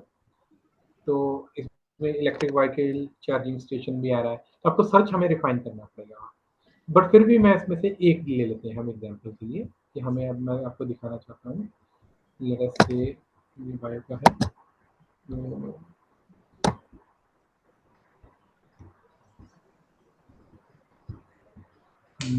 हम कोई भी method for closure in real life, चलो इन्होंने सर ये माइक्रो नीडल है, we can see micro needle है। हाँ माइक्रो नीडल, हाँ बस मैं ये देखना चाहता हूँ जो प्रोडक्ट बेस्ड हो, प्रोसेस बेस्ड हो। तो देखो एप्लीकेशन स्टेटस, है ना।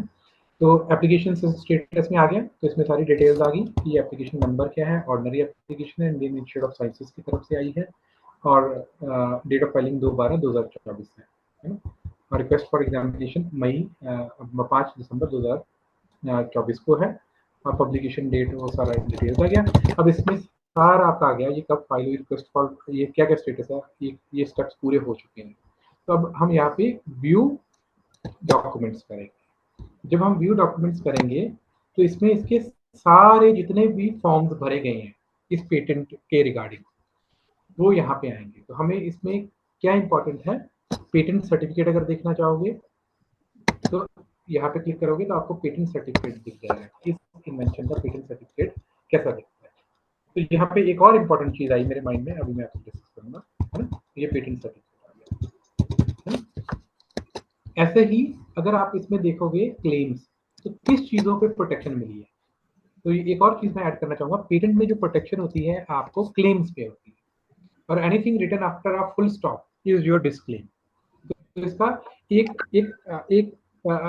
इसका कॉन्स्टिट्यूशन का जैसे एक तरीका होता है लिखने का, इसका भी एक तरीका होता है। तो आपको वो खुद भी स्टडी कर सकते हो, पेटेंट फाइलिंग गाइडलाइंस बुक पढ़ी है वेबसाइट पे, या आप पेटेंट ड्राफ्टिंग की कोई बुक भी पढ़ सकते हो, कोई ट्रेनिंग प्रोग्राम में सीख भी सकते हो, जैसे या किसी लॉयर अटॉर्नी से करवा भी सकते हो। But it is not mandatory to have a lawyer, you can file your patent on your own. तो क्या क्या क्लेम कर रहे हैं, तो क्लेम्स किस पे प्रोटेक्शन है वो भी है इसमें, ठीक। और इसके बाद पेटेंट डॉक्यूमेंट क्या कहता है, पेटेंट डॉक्यूमेंट ये कहता है कि ये ऐसी इंफॉर्मेशन है, कुछ भी छिपाना नहीं है, it is a full expression of your invention. कहने का मतलब कि कल को इन्वेंटर या एप्लीकेंट का डेथ भी हो जाए तो जिसको आपने राइट्स असाइन किए हैं वो exact replica similar exact specification के साथ उस प्रोडक्ट को बना पाएंगे, और हमें कुछ होगा तो हम आपके जो नॉमिनी है, नॉमिनेशन है, उनको रॉयल्टी जाएगा। ठीक, तो अगर हम आप देखेंगे तो इनके क्या क्वेश्चंस रेज किए पेटेंट ऑफिस ने, क्या इन्होंने रिस्पॉन्सेज दिए, आपको सब मिल जाएंगे। तो यहाँ पे फॉर्म 2 भी होगा, कंप्लीट फुल एप्लीकेशन होगा। अगर देखो यहाँ पे कंप्लीट स्पेसिफिकेशन ऑनलाइन, तो ये कंप्लीट स्पेसिफिकेशन है फॉर्म 2।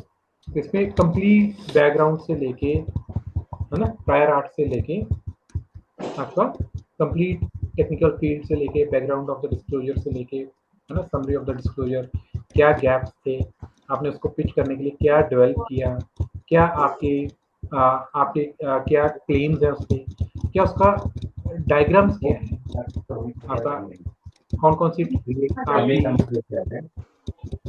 गाइडेंस मिल जाता है टर्म्स यूज है, तो ये सारा वीकनेस बता रहा हूँ।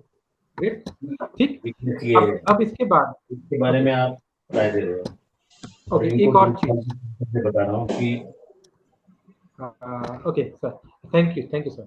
ओके, एक और चीज मैं बताता हूँ। अब आपका क्वेश्चन आना चाहिए कि मेरे को ये पता कैसे लगेगा कि मेरे को कौन सी सर्विसेज लेनी है, कहाँ से, अगर मैं अटॉर्नी नहीं हायर करता। तो आप जाएंगे official website of Indian patent office.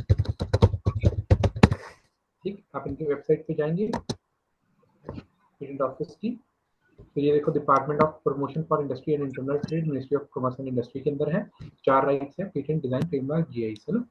तो इसमें पेटेंट्स में आप जाएंगे एडमिनिस्ट्रेशन पे, एडमिनिस्ट्रेशन पे जाएंगे फॉर्म्स एंड फीस पे। तो फॉर्म्स एंड फीस पे जब गए तो एक पेटेंट एक्ट के तहत कितनी आप सर्विसेज ले सकते हो और किस फॉर्म को फाइल करके वो मिलेगी, वो सारी यहाँ पे है। अराउंड 34 या 35 होंगी, 35 ग्रेस पीरियड तक कौन सा फॉर्म लगेगा। अब इसमें से इंपॉर्टेंट क्या है, अगर आप कंप्लीट स्पेसिफिकेशन का फॉर्मेट किया है, टेम्पलेट किया है, तो फॉर्म 2 आप क्लिक करेंगे, आपको मिल जाएगा। Application for grant for patent form 1 है, वो मिल जाएगा। फीस अगर आप देखेंगे तो फीस में आपको मिल जाएगा पीडीएफ कि हर कैटेगरी के लिए क्या क्या फीस है। तो अब 2 तरीके हो सकते हैं पेटेंट फाइल करने के। एक हो सकता है आपका ई फाइलिंग और एक आपका हो सकता है फिजिकल फाइलिंग। और ई फाइलिंग भी क्या हो सकता है, एक नेचुरल पर्सन खुद कर रहा है, या स्टार्टअप कर रहा है, या स्मॉल एंटिटी, या एजुकेशनल इंस्टीट्यूशन कर रहा है। जहां कोई बड़ी कंपनी, लेट अस से महिंद्रा या टेटा, अदर्स अलोन खुद कर रहे हैं, और इन कोलैबोरेशन विद नेचुरल पर्सन और स्टार्टअप और स्मॉल एंटिटी एजुकेशनल इंस्टीट्यूशन। तो अगर ऐसा है तो क्या है, 1600 रुपये फीस है ई फाइलिंग में। अगर अदर्स कोई कर रहा है अलोन या इन कॉम्बिनेशन विद अदर्स, है ना, तो उसके लिए 8000 फीस। अगर आप फिजिकल फॉर्म प्रिंट डाउनलोड करके भेजते हो इंडियन पेटेंट ऑफिस को स्पीड रजिस्टर्ड पोस्ट से, तो आपको 1750 रुपये लगेंगे। अगर आप as others in collaboration with startup और इंडिविजुअल पर्सन कर रहे हैं, बड़ी कंपनी है, तो आपके 8800 रुपये लगेंगे। अगर आपकी 30 शीट्स तक फ्री है, जैसे फॉर ईच शीट वो 1600 में ही है, for each sheet of specification exceeding 30 160 rupees लगेंगे। अगर आपका क्लेम 10 से ऊपर हो जाता है, for each claim in addition to claim 10 claims 320 rupees per claim extra लगेगा ई फाइलिंग में। 350 फिजिकल फाइलिंग में, कंपनी है तो 1600 रुपये पर क्लेम, 1750 रुपये फिजिकल फाइलिंग में। For each page of sequence listing of जो भी है अमीनो एसिड्स एंड ऑल, वो अलग फीस है। ठीक, ऐसे आप देखेंगे हर तरीके की फीस, कितने तरीके की फीस हो सकती है, किस कैटेगरी की फाइलिंग में आप जा रहे हैं, और उसके लिए क्या गवर्नमेंटल फीस है। ये गवर्नमेंटल फीस है, आप इसके साथ कोई अमेंडमेंट देखेंगे, कोई चेंजेस तो नहीं आए, तो आपको ये भी पता लग जाएगा। पेटेंट की ऐसा नहीं है एक बार पेटेंट फाइल किया, ग्रांट किया, हो गया। इसके बाद आपको इसकी मेंटेनेंस फीस भी देनी है एनुअल। 20 ईयर्स तक आपने इसको प्रोटेक्ट रखना है। अगर आप नहीं करते तो आपका पेटेंट लैप्स हो जाएगा। लैप्स करने का मतलब आपको एक्नॉलेजमेंट तो मिलेगी, बट कोई भी उसको मार्केट में बना के फिर बेच सकता है ना। ऐसे Morli he or she shall acknowledge you, but legally he or she is not bound to, है ना। सो ये, बट आपसे एक लाइफ साइकिल ऑफ पेटेंट में कितना कॉस्टिंग आएगा आपकी इन्वेंशन में, आप इसमें से कौन कौन से रेलिवेंट रोज पे फीस आप पे एप्लीकेबल है, उसको करते पे आप एक पेटेंट का अपना एक्सपेंस, प्रोस्पेक्टिव एक्सपेंस चार्ट करना। फिर आप देख सकते हैं आपने इंस्टीट्यूशन से लेना है, आपने खुद करना है ना, और अटॉर्नी को हायर करना है, अटॉर्नी कितने पैसे मांग रहा है ना, क्या उनके साथ एग्रीमेंट्स रहेंगे, आपको अच्छे से पढ़ने हैं, है ना, और फिर आपने उस एप्लीकेशन को आगे बढ़ा देना है। तो अब यहाँ पे मैं रुकता हूँ, फिर अब मैं ओपन बैक करता हूँ और house for question, any questions?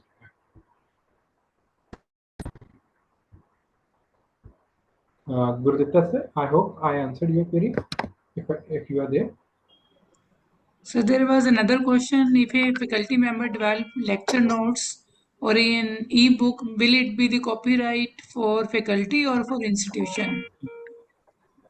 Okay, so good question. And इसमें हमें एक और चीज देखनी है, ये not only copyright, पेटेंट के केस में भी हमें समझना है। तो पहली चीज तो it is very much clear कि जब आप नोट्स बना रहे हो उसमें एकदम आप मनी अर्न नहीं कर रहे हैं, है ना, तो ये बाय डिफॉल्ट कॉपीराइट कहता है कि इसमें कोई ऐसा है ही नहीं कि एप्लीकेंट कोई और हो सकता है। By default creator is the copyright owner, बस ये तो आप ही हैं, ठीक, without any filing also. But when it comes to patents और any type other type of creation, है ना, इंडस्ट्रियल डिजाइन, तो उस केस में दो वर्ड्स हैं, अगर आपने देखा हुआ एप्लीकेशन में, एक है एप्लीकेंट, दूसरा क्या है, inventor, name of the inventor. जो फाइनेंशियल डिसीजन है वो सारे एप्लीकेंट ले सकते हैं, नॉट इन्वेंटर।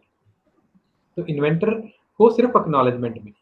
तो आपको क्या ध्यान रखना है, अब एक और रूल है गवर्नमेंट का, सिंस government employees are working on public money, तो गवर्नमेंट एम्प्लॉय अगर उसके एम्प्लॉयर से एनओसी जब तक नहीं मिलेगा वो एप्लीकेंट नहीं हो सकता, जैसे गवर्नमेंट इंस्टीट्यूशन एप्लीकेंट होगा।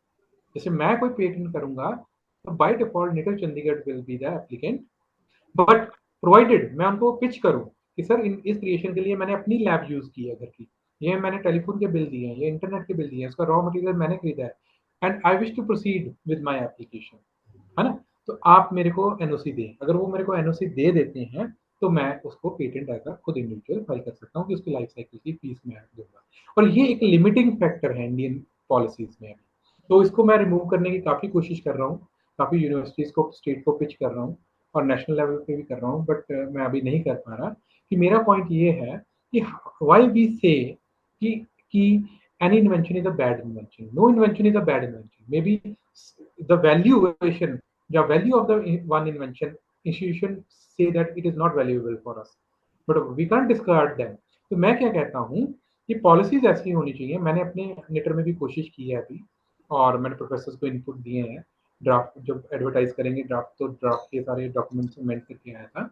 मैंने उनको कहा है कि अगर इंस्टीट्यूशन डिसाइड करता है कि उसके पास 10 एप्लीकेशन आई है, तो अगर इंस्टीट्यूशन डिसाइड करता है ये 3 को हमारे नेटर के बेनिफिट में है, तो इसको हम प्रोसीड करेंगे फाइल करने के लिए, तो ठीक है, उसको नेटर प्रोसीड करें। बट जो अगर मान लो 10 में से 3 ऐसी निकलती हैं, 7 को नहीं निकलती, तो आप 7 को आपने अबेंडन कर दिया, तो आप अबेंडन क्यों कर रहे हो? बाय डिफॉल्ट उन क्रिएटर्स को एनओसी दे दो कि आप अपनी एप्लीकेशन को अगर खुद कॉस्ट बेयर करके इंडियन पेटेंट ऑफिस की प्रोटेक्ट करना चाहते हो, यू मे गो। तो अगर हम ऐसी पॉलिसीज को ईज आउट करेंगे, आई एम श्योर हमारी पेटेंट एप्लीकेशंस और बढ़ेंगी, और मे बी शायद किसी को लग रहा है इंस्टीट्यूशन क्योंकि इस बंदे की इन्वेंशन अच्छी नहीं है, मे बी वो वर्क वंडर्स कर जाएगा, तो कम से कम चलो आपको पैसा नहीं मिलेगा इंस्टीट्यूशन को, कम से कम नाम तो मिलेगा कि वो आपके एम्प्लॉय ने किया है ना। दूसरी चीज, जब भी आप प्राइवेट इंस्टीट्यूशन है, तो प्राइवेट इंस्टीट्यूशन में आपके जो रूल्स हैं, अपॉइंटमेंट टर्म्स एंड कंडीशन, या आपके उसके बाद आईपीआर पॉलिसी है, जहाँ national innovation and startup policy है। अब तो गवर्नमेंट ये भी कहती है नेशनल इनोवेशन स्टार्टअप पॉलिसी के तहत कि आप अपने टीचर्स को भी एंटरप्रेन्योरशिप में ज्वाइंट क्रिएशन में जाने दो, तो उससे पहले अपनी पॉलिसी बनाओ, है ना। तो वो पॉलिसी में आप पहले पॉलिसी बनाओगे, पॉलिसी के बाद आप ऑपरेशनलाइज गाइडिंग डॉक्यूमेंट बनाओगे, तो आप जितना उसको ईज आउट रख सकते हैं अपनी फैकल्टी और स्टूडेंट्स के लिए, होलिस्टिक रख सकते हैं, उतना बढ़िया है। ईज आउट का मतलब ये नहीं है कि अपना स्टेक ना रखो, अपना स्टेक रखो, बट उसकी इतना उसको केज्ड ना कर दो कि बंदा उसको इम्प्लीमेंट ही ना कर पाए, स्टेप ही नहीं ले पाए, है ना। तो आई सी कि government will bring those changes also, institutions also will bring those changes. तो अगर आपके केस में अगर आपके इंस्टीट्यूशन में आप अपने इंस्टीट्यूशन को कन्विंस कर सकते हैं तो वो आपको एप्लीकेंट करें अलॉ, जो जॉइंट एप्लीकेंट हो जाए, इंस्टीट्यूशन भी आप प्राइवेट इंस्टीट्यूशन में, तो go ahead with that. be an applicant in that, है ना? Otherwise if not, तो पहले applicant initiation होगा, तो फिर पहले आपका contract होना चाहिए कि अगर वो invention commercialize होती है, जो उसकी कॉस्टिंग है वो कौन बेयर करेगा फाइलिंग की, और जो मेंटेनेंस फीस कौन बेयर करेगा, उसके बाद जो कमर्शलाइज होती है तो आपका क्या रेशियो में उसका जो प्रॉफिटेबिलिटी है शेयर होगी, आपको क्या मिलेगा, इंस्टीट्यूशन क्या मिलेगा, तो उसका आपका क्लियर नॉर्म्स होने चाहिए। I hope I answered your query. That's it. Okay, so एक क्वेश्चन मैम ने पूछा है कि sir please clear about that from Indian design patent और UK based patent which one is beneficial. तो एक मैं यहाँ पे पहला क्वेश्चन डॉक्टर श्वेता मैम को क्लियर करना चाहूंगा, सचदेवा मैम को, कि पहले एक ना कई बार बहुत अटॉर्नीज आपको डिजाइन पेटेंट के नाम पे ना अपने सर्विसेज को सेल कर देते हैं। So there is nothing called as design patent in India. वो इंडियन पेटेंट ऑफिस गवर्न कर रहा है, लीड कर रहा है। इधर it is a patent, you will get a patent, or it is an industrial design protection, design patent नहीं है। तो हमें क्लियर करना है। तो जब भी इंडियन लॉ के तहत मिलेगा आपको, या तो पेटेंट मिलेगा अगर आप फाइल करेंगे, फिर आपको novelty, industrial application, non obviousness clear करना है। दूसरा, या आपको इंडस्ट्रियल डिजाइन है ना। और दूसरी चीज, अभी तक इंडियन लॉ में पेटेंट इन एडिशन नहीं मिलते थे। अगर ऑलरेडी एग्जिस्टिंग एप्लीकेशन है उसका नया न्यू यूज या न्यू वेरिएशन ले आते हैं, बट यूएस में वो अलाउड है। जब हम यूके में बात करते हैं तो यूके सिस्टम में if I am not wrong कुछ कन्वेंशंस हैं। अगर उस कन्वेंशंस के थ्रू आप इंटरनेशनल पेटेंट, एक कन्वेंशनल रूट है, एक पीसीटी रूट है, पेटेंट कोऑपरेशन ट्रीटी, तो जो उनके सारे सिग्नेटरीज हैं वो उन पे लग जाती है। अगर आप उस रूट से इंटरनेशनल पेटेंट फाइलिंग में जाते हैं तो जो सारी मेंबर कंट्रीज हैं वहां पे आपके राइट्स जो है वैलिड हो जाते हैं। तो आपको वो पढ़ना पड़ेगा, what is patent cooperation treaty and what is conventional international patent filing, conventional route of international patent filing, entering into the international phase, national phase application and then international phase application. तो इसमें एक चीज मैं आपको ध्यान रखने को कहता हूँ कि जब भी आप ये रूट फॉलो करते हैं जैसे, तो आपने जब इंडियन पेटेंट फाइल कर लिया एक कंट्री में, तो आपको विद इन एडवाइजेबल रहता है कि अगले 1-1.5 साल के अंदर अंदर आप इंटरनेशनल पेटेंट फाइलिंग में भी चले जाए। That is what I wish to share, what I have learned while interacting with different startup owners, the creators or inventors. That's it. Okay, any other question? Any other question? Any other question? So I thought I have tried to keep it, give the knowledge on your questions, knowledge on the acts. No doubt, if I would have shown demo to you, you definitely would have enjoyed those products also. But I thought that this is more relevant for you than the demo. Demo I will cover in some. I think you can see on YouTube also. My videos will be there in context of intellectual property rights, IPS. Or if you wish, I can say that also. But since it's 9:30 already, so I leave it up to you whether we wish to close here or we wish to have further interaction also. That's it. Any questions? One final point.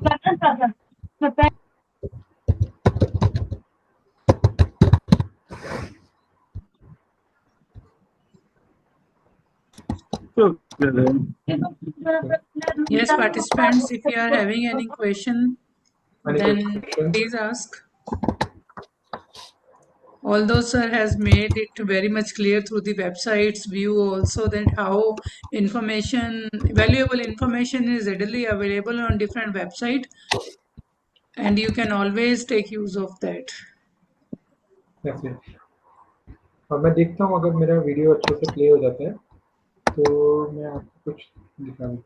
So if it's possible, you can drop that YouTube link in the chat box, because we are using this recurring meeting option. These chat box will be made available tomorrow also. Okay, so what you can do is, okay, perfectly fine. So I will. There are two things. One, I have. There was the IDE bootcamp. Innovation bootcamp was there. So I took from my people, my I would say Nita Chandigarh media people, the whole videos in this hard disk. But that is into several GBs. Right? Maybe some examples are there in a link in online YouTube link I will share with you. If you have a WhatsApp group, you can share with them by tomorrow. So I Yes, will try please. to share that link which have maximum examples, because there are three phases. In one phase I take some examples. In second phase I take level 2. In this Yes, sir. it was a all three phases examples, Okay, of okay. different products. I will check the Yes, yes. same and will share the uh, video which is having more views with the participants. Definitely. Thank you, thank you so much. And then I before I hand over the platform back to Manvinda ma'am, I thank all the participants who are connected for this session, who have been there for 1.5 hours, and happy to see that in our country we have started working in the evenings also for positive affirmation, for getting the right, creating the right knowledge and culture, and day is not far. We will enjoy and contribute in our domains. And Otherwise, we I were thank. interested that your session must be conducted in an offline manner. But since AICT has scheduled these FDPs in the evening only, and that is what the restriction actually lies.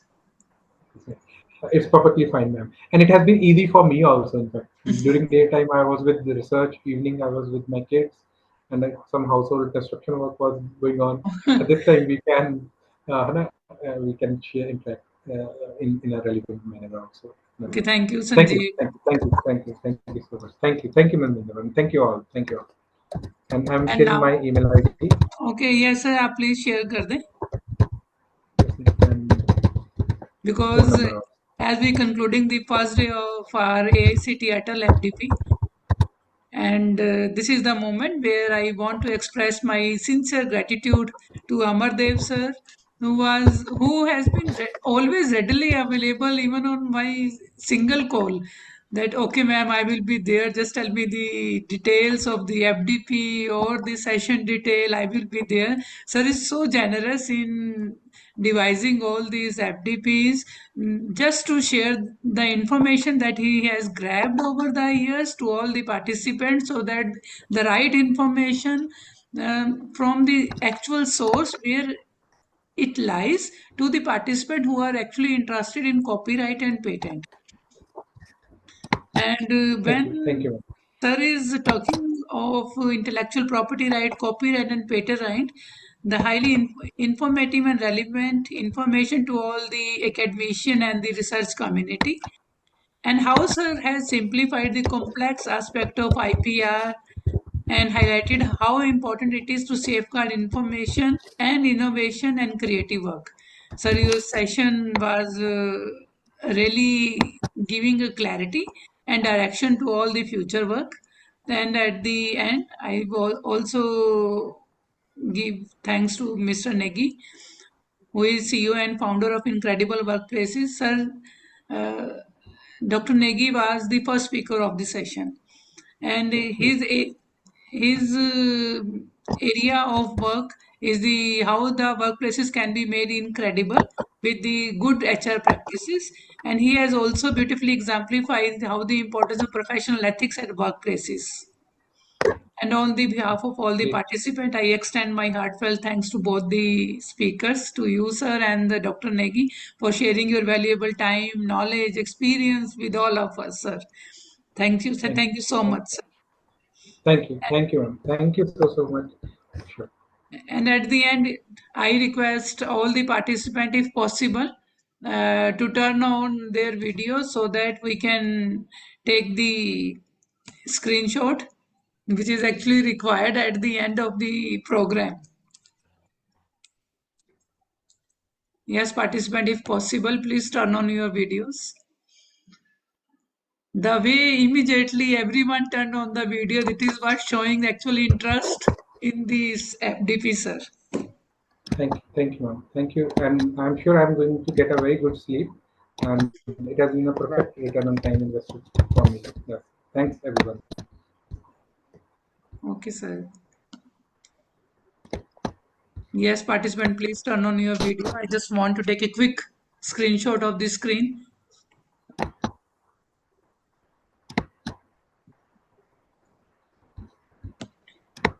One second.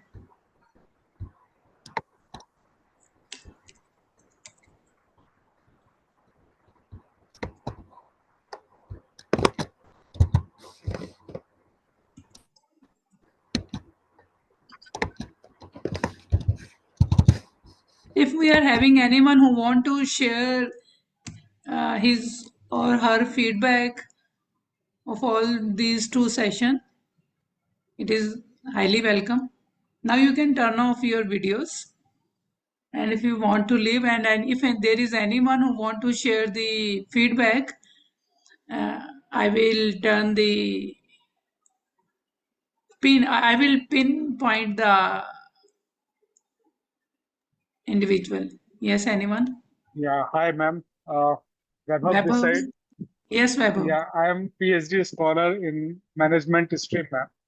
And it had been a great session for me, specifically, all the session, including Govind sir, Amardev sir, and Dr. Taneja. This session was, very insightful, and we got many newer, learnings during these sessions, and we would certainly welcome for such initiatives. And we are heartily thankful for, MMDU to organize such informative sessions for us. Thank you, sir. It was really, very insightful for all. Thank you so much. Thank you, ma'am. Thank you so much, Vaibhav. Thank Yes. Do we have anyone else who can share the feedback? I will share few of the photographs in the group. If you want to share the feedback, I will share the photograph of the same in the group also. If you want to leave the session, you can always leave.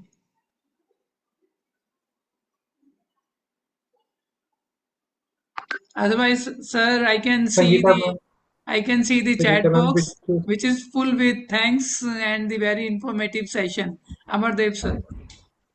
Thank you, ma'am. And Sangeeta ma'am wish to say something, ma'am, if we can. Yes, Sangeeta ma'am, please. Ma'am, you have to unmute, ma'am. Sangeeta ma'am आप please अपने आप को unmute करें। Ma'am आप भी कर सकते हैं। मैम अपने आप को अनम्यूट करें। Left side mic है ma'am, left side down towards the video icon. You have to click now. Sir, can you hear me, sir?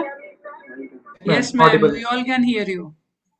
Yes, sir. The session was very informative, sir. I came to learn about the patent, trademark, copyright, everything, sir. The first session also was very informative and useful to us, sir. Thank you, sir. The session was really good, sir. Thank you so much, Dr. Sangeeta. Thank you, sir.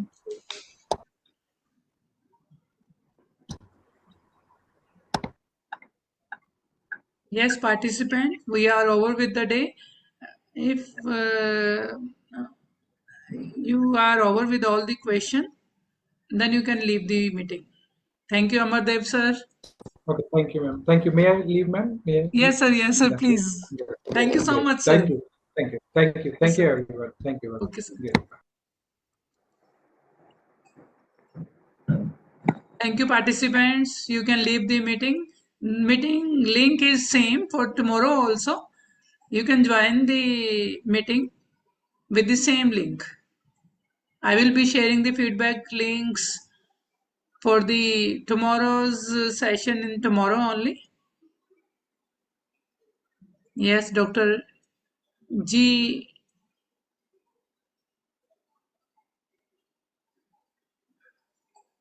Yes, Om Prakash, sir.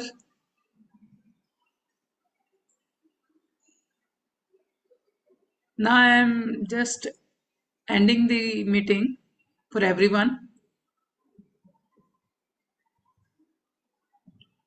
Thank you, everyone.